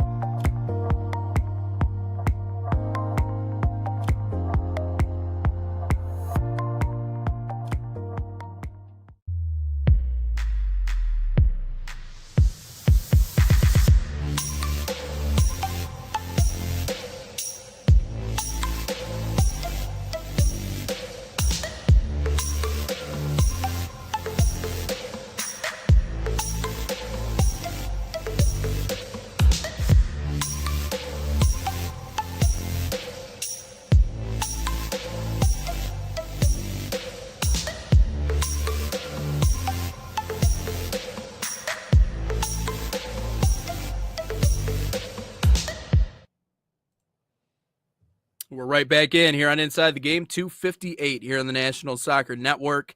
It is time for the Sweet 16. Got those matchups coming up this weekend, Nebraska and Iowa. However, they're playing tonight, matching up two Big Ten rivals, and it's been getting a little nasty in the social media world. There's a reason why we love X when it comes to sports teams, and it's been some back and forth with those two. But yeah, you talk about a hotly contested, exciting matchup between two sides that just frankly hate each other. Nebraska and Iowa doing it tonight. Yeah, I hate Nebraska basketball. That was before the stuff that they're posting on social media. I don't like the broadcasters. I think they're massive homers. I don't like their fans because they cry about every single thing. I don't like Fred Hoiberg because he's like, we run such an attractive offense, but everyone just fouls us. It's so physical. Yeah, you're playing the Big Ten. It's physical. They let you play. Sorry about that, Fred, but that's what happens. And you just got a break by playing Iowa today instead of Florida, who would have killed you guys. But it's a rivalry game, so I guess anything can happen. But no, I hate Nebraska basketball. I no wonder you suck at football too. I hope Matt Rule. Dude, there's something about Nebraska because Matt Rule cries every 10 seconds too. It's Harbaugh cheated and Michigan had all this, and then last year it's my quarterback's young. Well, he's making $3 million. Okay, there's a difference between that, and then it's screw Nebraska. I hate them all. Hate them all. They just cry all the time. So the question that I just brought up was, would you take a Michigan MSU tournament game? But if we're talking 2026, there's a potential national championship on the line if they were to play. If they were to play this year, they'd play in the national championship game, which, to be honest, I don't see happening because I don't know if MSU gets out of the region. But in Michigan, they got a tough road too. Alabama, Iowa State. I don't know if people are downplaying it because of the Aiden Holloway situation and Josh Jefferson for Iowa State, but I don't know if I could mentally handle a Michigan MSU Final Four or an Elite Eight or a national championship game. Just like how I would not be able to. I couldn't even handle the quote unquote playoff Michigan Ohio State games in college football. Like those handful of years where if you win, you're in the playoff. You win the Big Ten essentially. That was rough as it is. So, and I couldn't even handle, because I know more Michigan State fans than Ohio State fans. I would not be able to handle it. I will make the same comparison. You brought up Michigan and Ohio State. Beating them once is good enough. As much as I don't like Ohio State, beating those dudes once is plenty enough. That's fine. I'm good with that. And I remember hearing the suggestion, and it was close to being reality, that we could play them in the national championship game. And thinking, if a regular season game against Michigan and Ohio State is enough to put me in a position to where I can't be around anybody else watching that game, unless it's my father. He's the only other person that I will allow to actually sit there and watch that game with me because he doesn't say shit. So it's like I don't have to worry about him saying something. So if that's how I act during a regular season game, a national championship game, also having to beat that team for a second time? Yeah, in like a month? No, I would go into cardiac arrest easily. And so when you take a look at the basketball conversation, I know what Valenti said. I know what all these MSU fans have said, and that is, Michigan's just better. Michigan's just a better team this year. They beat us twice at home, on the road. Ryan, I know this is the most overused line in all of sports. I get it. I know we said it about 18 times during Oakland's opening round game against Northern Kentucky. But guess what? It reigns true to this day. It is so damn hard to beat a team 3 times. Yeah. It is so unbelievably hard to beat a team 3 times, and especially a rival like Michigan State on a level like that. You just think eventually the odds are going to work in their favor. In the thought of them winning that national championship and being the first team to win it, obviously since they did it in 2000, and now Izzo has his second national title. It seems like everything that this Michigan team, if that were to be the case that they've done this year, would all be a wash. Yeah. It would all be down the drain. And this conversation that we're having about the best Big Ten team of all time, technically during the regular season, yes. But no one would look back on this team, and I wouldn't say no one, but a lot of people wouldn't look back on this team and celebrate it because we lost it in the biggest moment against the one team in the country, again, maybe minus Ohio State, that you absolutely cannot have that happen to. So the implications of that game would be vast, far reaching. Just real quick. This would be the path I think both of these teams would have to take. Michigan State obviously plays UConn tomorrow night. They also play them in hockey in the NCAA tournament for that tomorrow. So Michigan State could maybe own UConn, and UConn could maybe own Michigan State. I don't think UConn beats them in hockey, but basketball-wise, no. I would say UConn. I think UConn is a little bit of the favorite just because Michigan State is just I don't know, they just seem like an interesting team. Obviously, they got a little bit lucky that Louisville didn't have their main guy, Mikel Brown. Obviously, that helps a little bit. Still under a 10-point game. And UConn's really good, but again, UConn, maybe if UCLA had Bilodeau or Millodeau, whatever his name is, maybe that's a different game as well. Then you look at Duke St. John's. To be honest with you, Nate, Duke hasn't impressed me at all in this tournament. St. John's has. And St. John's pressure without Caleb Foster for Duke, their point guard, I think St. John's going to actually win. I think then Michigan State would run into Duke or St. John's. And then if we're being honest, I think they would run into Houston in the Final Four. And then you would maybe have to run into Michigan. But my thing is, I have two very toxic Michigan State group chats with friends from Central Michigan, which is funny. None of us went to Michigan or Michigan State. And then obviously the one here at home.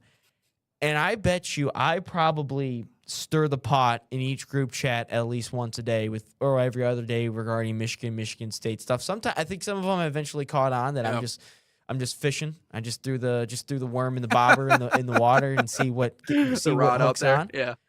But I don't know if my friend group chats would exist if Michigan State played each other in a Final Four or even a national championship game. Last year, it was close to reality. It really was, because Michigan was up a little bit on Auburn, and then Auburn just them being a really good team eventually just took over and beat Michigan State. Do I think they meet up in the national championship? No, I really don't. I don't think Michigan State gets there, to be honest with you, Nate, because I think they would run into Houston in the Final Four, and I just think Michigan State, they're a team where it's like they're good, but they're just not that level of good, if that makes sense. Like they're like a tier below the elite teams, I think, in the tournament. And to be honest with you, Nate, if Michigan were to get to the Final Four, I think they'd run in Arizona, and I don't know if Michigan beats Arizona. So I don't know.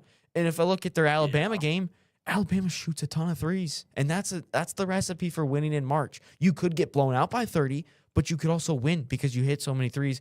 Iowa State, that's an interesting one as well with their size, but Iowa State is just one of those teams. Like, there's always a couple teams in sports where it's like they're good, but you just know they're going to crumble at some point, and that's Iowa State. Yeah. They're a team that just can't get past the Sweet 16, can't get to the Final Four. Arizona's another one of those teams, so maybe they lose.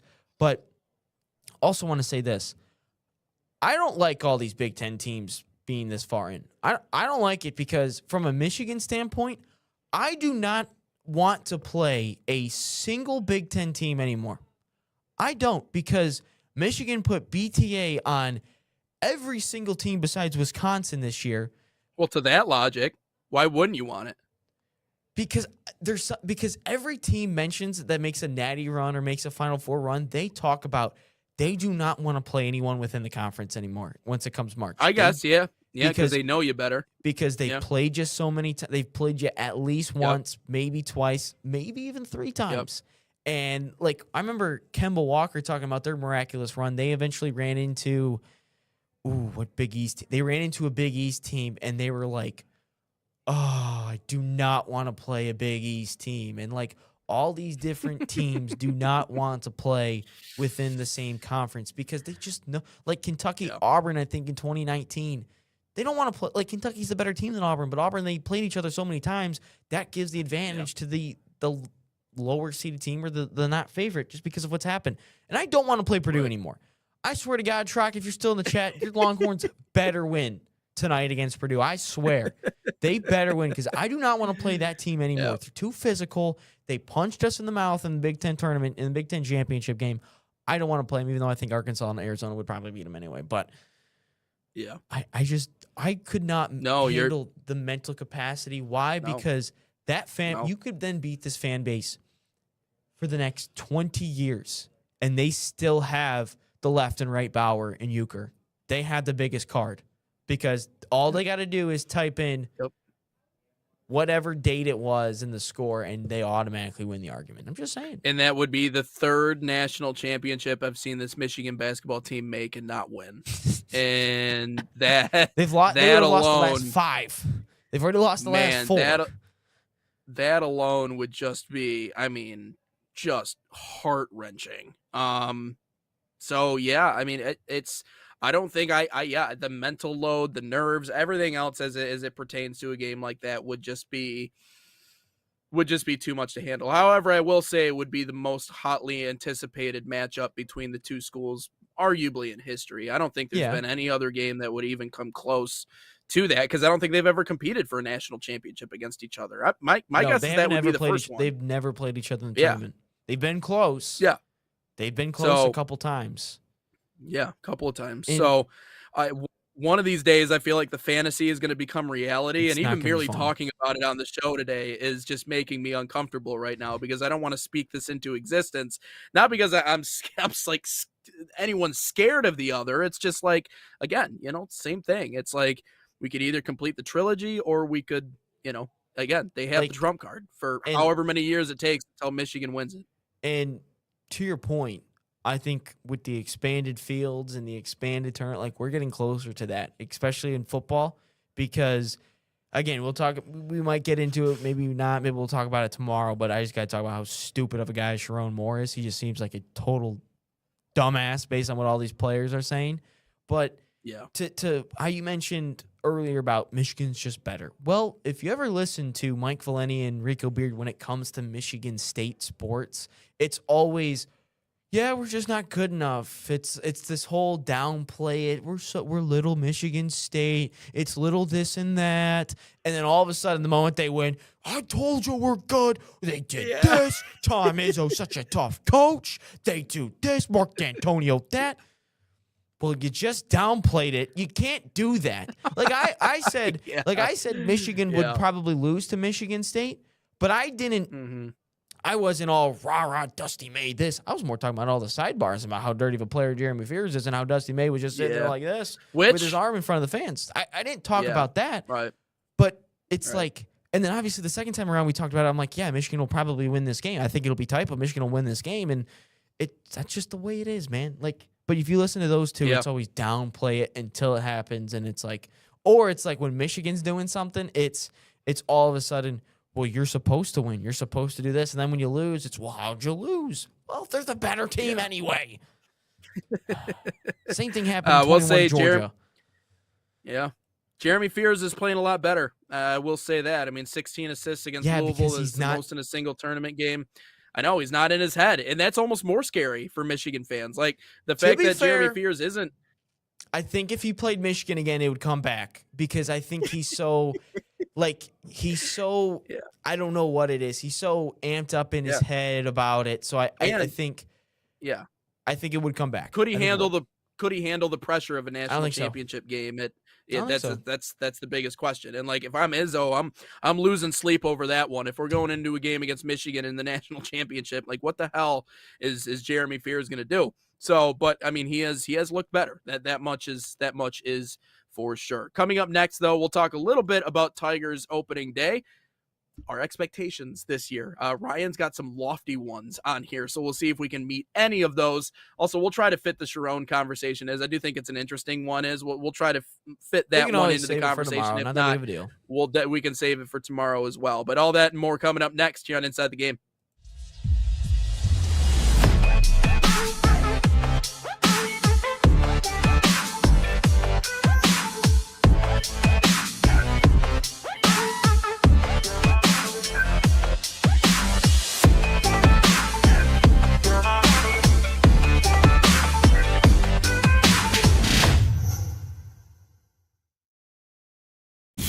Experience the thrill of the game like never before with NSN's Game Rewind.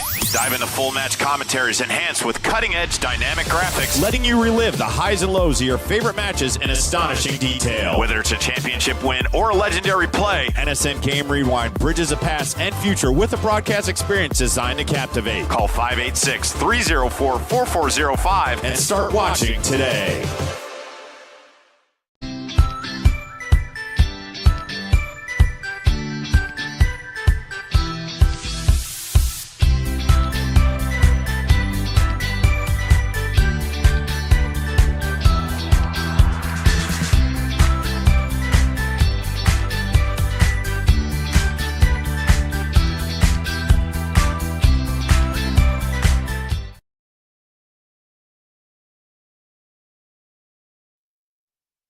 And we're back in here on Inside the Game, National Soccer Network. Nate Wangler and Ryan Glinsky. Getting into some of our final topics here today in our last half hour here in 258.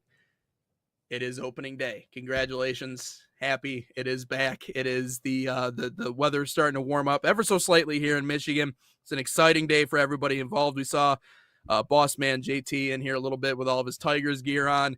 Sorry, I failed to wear any of my Tigers gear, so I'll throw some of that on. I do work for the organization. Probably not a great look for me, but got some lofty expectations. Well, you have the excuse. right? Well, my team doesn't have opening day today, so there you go. There you go. All so right, if that's fair, okay. If Illich is like calls you and is like, Nate, why aren't you wearing Tiger stuff? Well, I broadcast the Whitecaps, Mr. Illich. Yeah. Hey, man. Hey, surprise, Scott Harris is actually watching the show right now, so no pressure, but go ahead and tell us some of your expectations for the Tigers this season. Scott, you got to win the world. I'm just kidding. I would, so bare minimum, you win the division. That's the bare minimum.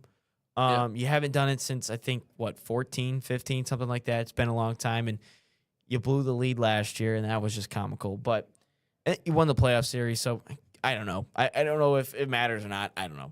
But you bare minimum have to win the division. I know their line is set up at like 85.5 wins, I believe is what it is. I think they'll go over on that. Bare minimum, win the division. Hopefully you can somehow avoid the wild card round. Maybe you end up just in the ALDS. Regardless, I would like that. I think though, Nate, that with this current team constructed, I think they're an ALCS ceiling team. I know I said on social media, you got to make the World Series. I said that because if you have the best pitcher in baseball, and this is going to be your final crack at it, I think you've got to do everything you can at least to get to a World Series. I just think that because, again, we can talk about the Dodgers, all this and that and all that, but this team, like, maybe the Dodgers don't perform well in the World Series. I don't know. Sorry, dude. The walls are thin, man. The walls are thin. But again, I think if you can add a bat at the deadline, again, I don't know. Obviously, we don't know who that'll be.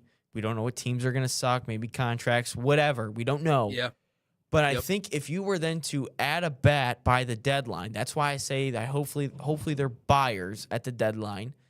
But I think currently constructed, they're ALCS ceiling.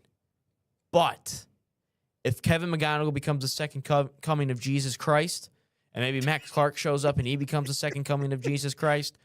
2 Jesus Christs. We're going to win the World Series, damn it. Better than 1. We're going to win the World Series, damn it. Who cares? Shohei, who? Freddie Freeman, who? Mookie, who? Robots, who? But no, I think right now my expectations, win the division, make the ALCS. That's my expectations right now. That's fair. If I was a betting man, I would put my money on them to win the Central. And I'm not a betting man, so I will metaphorically, hypothetically, put my money on the Tigers to go win the Central. Because I really throwing $1,000 down right now on the Tigers to win the AL Central. $15. You're getting my $15. Please give it back, or maybe I can make something on it. Who knows? But no, I think that I think they win the division should absolutely be the expectation for this team. I think they can get to a World Series. Absolutely. I mean, I think the thought of beating the Dodgers is it's just a fantasy. I think it is the Dodgers, and then it really is truly everybody else on this. And so, you know, I think that's going to become more of a problem in baseball. That's a separate story, though. We're talking about the Tigers today, right? Because it's opening day. I'm not going to wax poetic about how much I hate the Dodgers, so we're not going to get into that. But I do think a win total, you have a few on here. I think more than 85 wins is perfectly fair. I think Kevin McGonigal, as I talked about, is the best pure hitter I've ever seen in terms of a prospect standing. Kevin and so McGonigal I think the expectation, the ball I don't know hits if there you go. Nice. Good line. I don't know, rookie of the year, maybe, but I do expect him to have a solid season. I expect him to be productive out of the gate. I know sometimes we see that steep learning curve when it comes to hitters in Major League Baseball. It takes him a second to kind of get it figured out. But I don't think that's going to happen for Kev. I think he has shown at every single level he's been at that he's been able to figure it out and dominate. Now, obviously, Major League Baseball is different. That's a different level, but I still like the fact that I think he's going to have a great season. For Riley, I want to see Riley healthy. I know you put him up over 28 home runs. He could easily be a 30 home run guy, but can Riley stay on the field for long enough to where he can be that productive? That's been the main Over issue. 200 strikeouts for Riley Green this year? Well, yeah, maybe. I don't care about they don't really care about That's not the strikeouts answer. nearly much. Yeah. But and then Torkelson, 30 home runs. I could see it. I could certainly see it. I think for Torque, it's just you talk about the strikeouts. We got to cut down on the swing and miss, man. I mean, he is one slider away on every single pitch of just going back and sitting down. You wonder why they approached him that way. Seattle did in the playoffs last year. I mean, they literally threw him at like 9 straight sliders. It's funny when and Javi's the same exact way. Like you find that one pitch that these guys just can't hit. And so keep attacking him that way. And I think just goes, I'm swinging at this one regardless.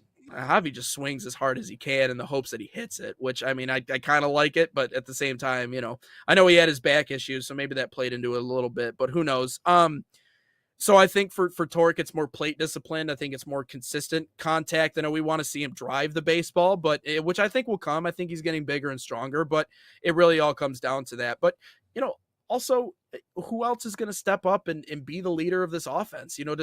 Do we find someone in that mix of players that has a legendary standout season, a career season? The offense is always the thing that concerns me a little bit, but what concerns me a little bit more, do we see the continuation of what Tarik Skubal's done the last couple of years? Does he pick up where he left off here tonight against San Diego over on the West Coast? I think that's really important. I know it's just one guy in a rotation. Like you can't point at one guy on a baseball team and be like, this is why they won or lost. It's not how the game works, especially when it comes to pitchers. However, he was as close to a guaranteed W as we had and have ever had really in this organization, minus the guy behind him and Justin Verlander when he was here.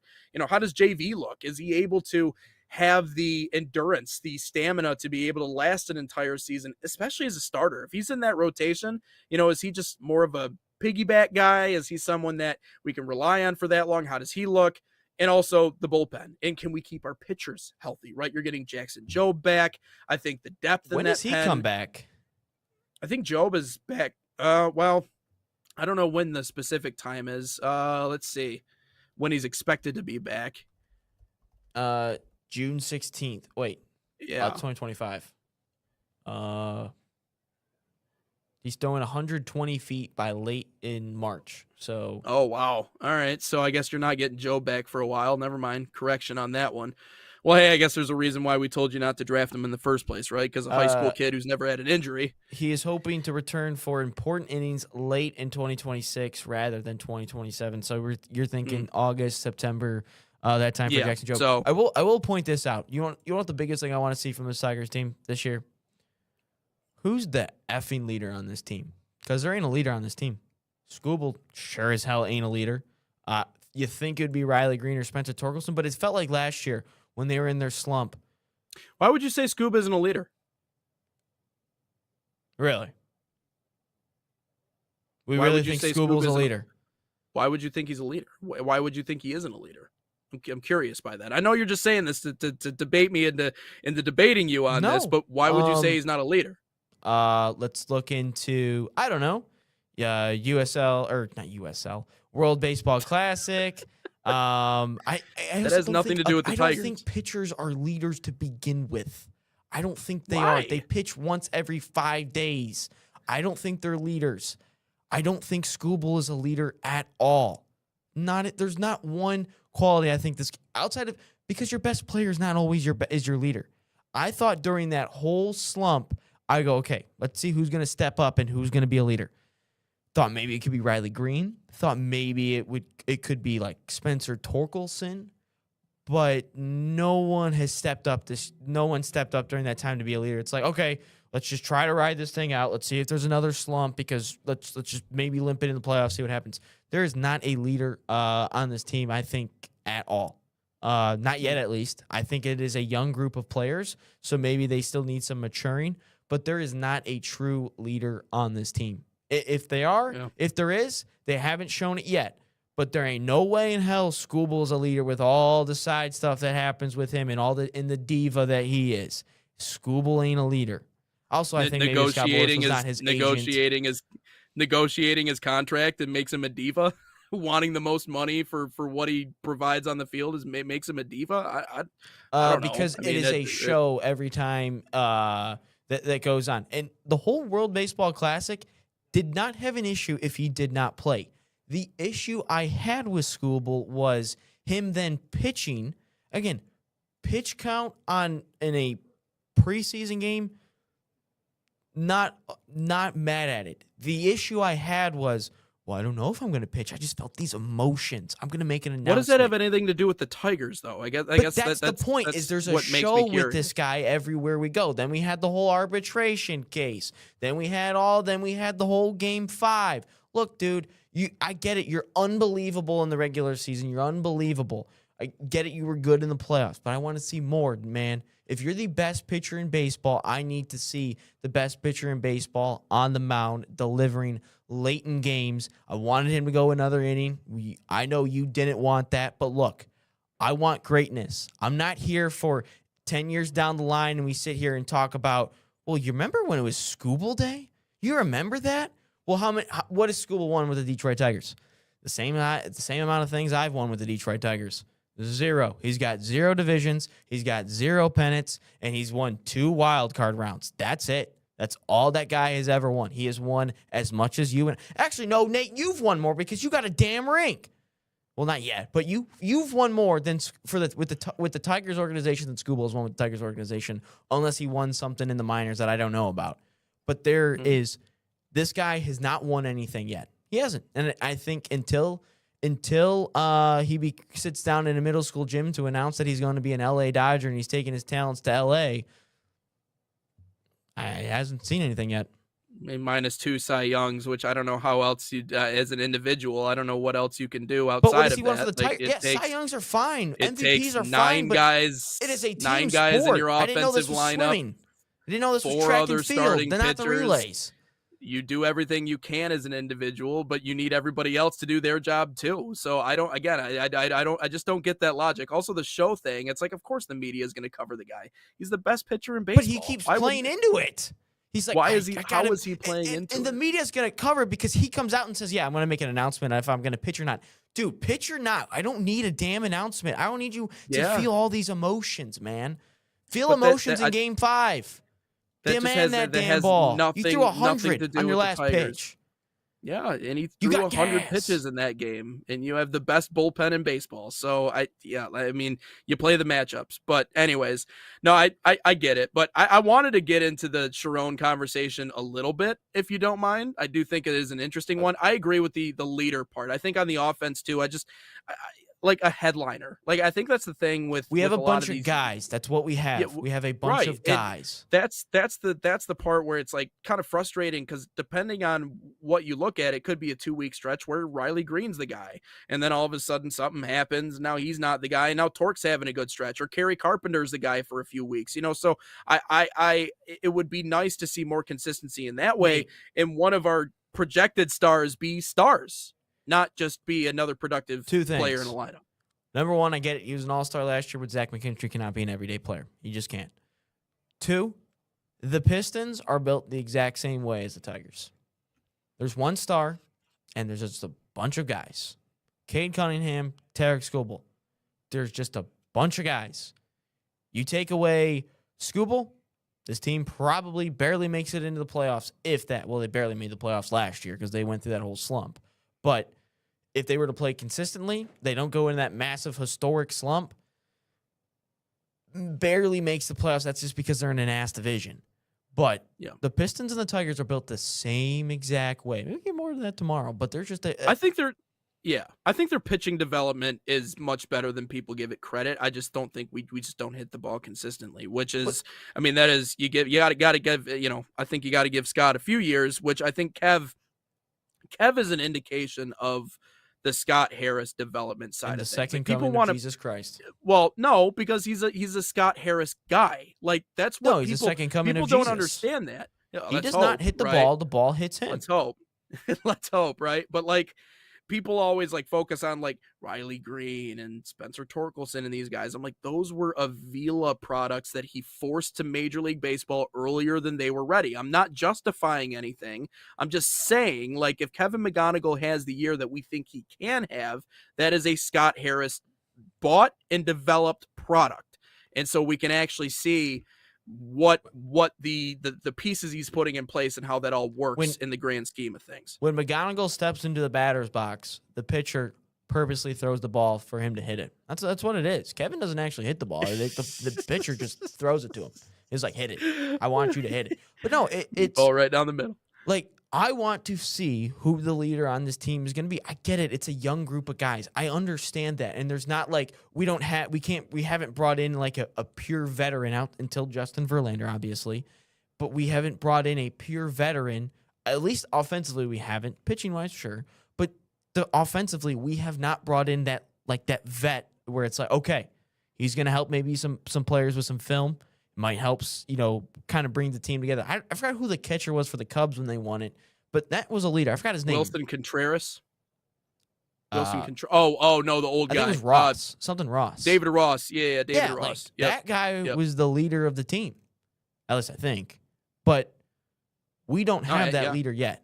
And I'm waiting to see who that leader can be because I think this could be a very special season for the Detroit Tigers this year. I think it really could.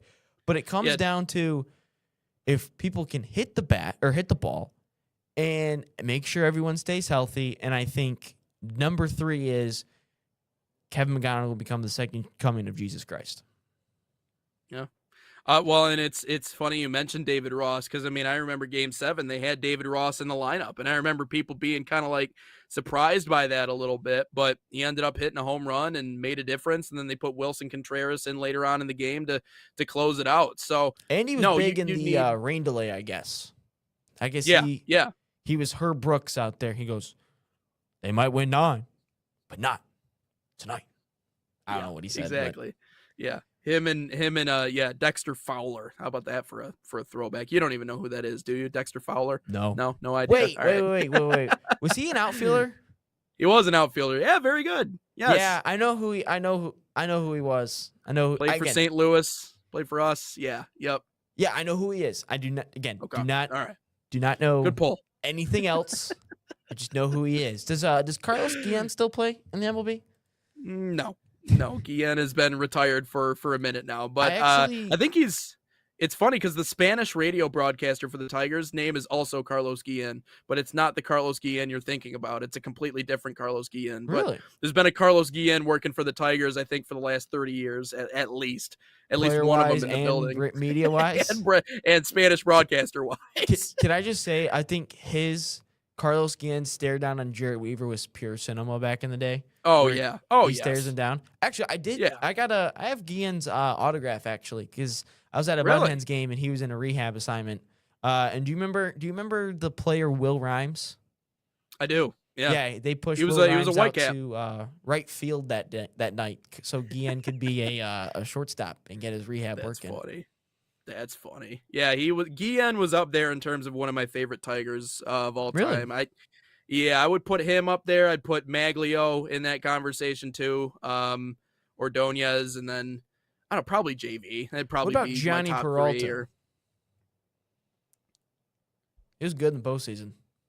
Yeah, he was. Who else am I thinking? Placido Polanco was another fun one. Was before me. I really loved Curtis Granderson. Curtis Granderson was fun to watch. And he made a couple of rehab appearances in Grand Rapids. So that was always fun to go out and watch and whatever. You spoiled little shits got to take field trips to go watch the Tigers, and we got the Whitecaps, so screw you. No, I'm just kidding. Did we take a field trip to ever see the Tigers? Did you? I knew I knew someone from Troy High School that said that was like their like field trip day, or they like took a field trip to go see the Pistons, which I guess it makes sense if you're 15 minutes down the road from downtown Detroit. You guys are a little bit further out. I don't think we ever took a field trip to watch the Tigers. Oh, really? No. Oh, okay. Right. We never did. Yeah, no. It's like 40 minutes, so with a bus. Oh, you're probably looking at like an hour and a half just to get everyone on the bus accounted for. Yeah, I never know where all the damn Yeah, I never know where all the damn suburbs are, to be completely honest with you. You're either 10 minutes away or you're like 10 hours away, but you still claim Detroit. I don't get I don't get it. Like Lake Orion. Like, how can you claim Detroit if you live in Lake Orion? That is because not. it's easy that is to not. tell people where you live. People out of Yeah. state, yeah, I live in Detroit. That's what you tell them. That's fair. It's the same That's thing fair. with the Chicago folks who are from Naperville and say they're from Chicago. It's the same thing. Yeah, that's. I'll give But you that. to- Yeah, that's fair. But to tell people from out of state, you're like, yeah, I live in Detroit, Metro Detroit. Live That's in where you Lake Orion. Oh, okay. All right. I had no Are idea you where that is. truly in Grand Rapids or are you outside of Grand Rapids? I'm in Grand Rapids. Yeah, I'm like I could throw a rock and hit downtown. So, yep. See if I can hit Detroit. 6, 1. Nope. Didn't hit it. Let's do question of the day. Holy Let's do crap. it. Question of the day. Oh my goodness. Where is it? Anyway, Salt Athletic, an official sponsor, is here at the National Soccer Network. Use promo code NSN15 to save 15% off. That number 1 smell-proof cleat bag that 100% works. Scan the QR code or visit saltathletic.com today. Ooh, it's getting sunny outside. Should Detroit make opening day? Should Detroit make opening day a national holiday? Everyone just takes the day off, besides the media folks, because they need the media. But it's like, you know what? Everyone gets the day off.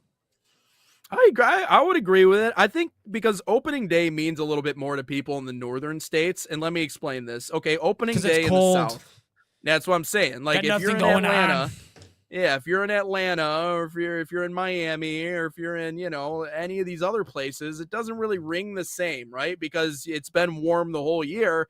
And so you don't ever have to worry about that. But in Detroit, it means a little bit different. And I always hark back to Ernie Harwell used to always have the same read-in for opening day when he was on the radio. And it was this story, this monologue that he talked about how it was warming up and the snow and the ice were melting away and all these other things. So I think in Michigan specifically, and maybe other northern states, you could probably say Minnesota too, or any of these other places, opening day is a symbol that summer is here, or at least it's arriving. You know what I mean? It's like the opposite of Groundhog Day. Like we don't have to hear a spring. groundhog. I'd say Spring, spring right. is arriving. Not summer yet. Warm weather is Better coming, days are right? ahead. And it's like the reverse of Groundhog Day, where he tells you like winter is we're gonna have 6 more weeks of winter. It's actually opening day is kind of like, everybody's back outside, everybody's back out and about and around each other. So yeah, I mean, if you're asking me if I want an extra day off, yeah, Ryan Glinsky, I'll take that for sure. So For sure. I would say, for me, I would agree with that statement. I think, though, at the same time, I think people just want an excuse to drink and hang out with their friends downtown and have some day drinking. Nothing wrong with that. You had St. Patty's Day, and then you're like, oh my gosh, I want to do this thing again. And you're like, boom, opening day's here, and you're like, this is sick.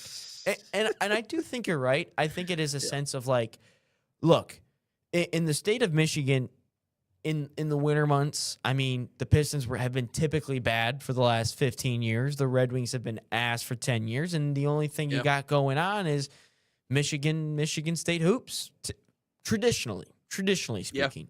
And well, the Lions typically suck, and what has been the best team of the last decade or so, traditionally and historically, it's the Tigers. So everyone's hype about it, and I think I think you're right. It's a sign that I wouldn't say summer's here. But it's like, okay, we're almost out of it here. We're almost out of it. The lake, I can feel the lake calling my name. I can feel the boat. I can feel the fireworks. I can feel the country music and all the drinks calling my name. It's like, okay, there is actually light at the end of the tunnel. Yeah. Yep. And it's seasonal depression's a real thing, man. Anyone who doesn't live in a cold state, like if you go through those 2 weeks where it's like -2 degrees outside, maybe not depression. I think depression's a heavy word, but you go through like the seasonal, like, fuck it, I got to go outside. Like going outside is a task. And that's tough, man. Ones, That's tough. But I think it's kind of real because, again, I'm not saying I was depressed or anything, but like I could tell I was like kind of like down in the dumps. So my freshman year of high school, so I'd wake up, go to school, pitch black outside, and then like, there's windows and stuff, but you don't really pay attention to the sun. You're not outside. But then right after school from 2:30 to 4:30, I had basketball practice, and we played in the Aux gym as freshmen, and it was all white walls. It was just cinder block. And then all of a sudden, I was outside, and it was dark again. Oh, gosh. By the way, there should be a holiday. There should definitely be a holiday. It should be a holiday. Sorry, guys. So I can we agree. get the day off? I then? agree. That's what I Next said. week? No, you cannot. No, you cannot. But it definitely should be a holiday. You know what I mean? No. So we can't have the day Actually, off. Even though I'm you going to say it's a start my holiday? day off a little bit earlier. No, I'm going to it's a start my day holiday off for, right like, now. You know, for the purposes of like holidays, but not for like the day off. It's not like it's a national holiday, but for banks, banks and things like that. Oh, okay. So we don't get the day off, You guys. guys going to kiss? What is he saying? What did you say? You guys going to kiss? You're awfully close. He asked if we're gonna kiss. We look really close. Oh. Oh gosh. Oh gosh. That's it for Inside the Game. Oh, that wraps it up. 2:58. Let's get out of here. Appreciate you guys joining us. Enjoy the game tonight as well as the Sweet 16. We'll be back at it tomorrow with our reactions right here on Inside the Game.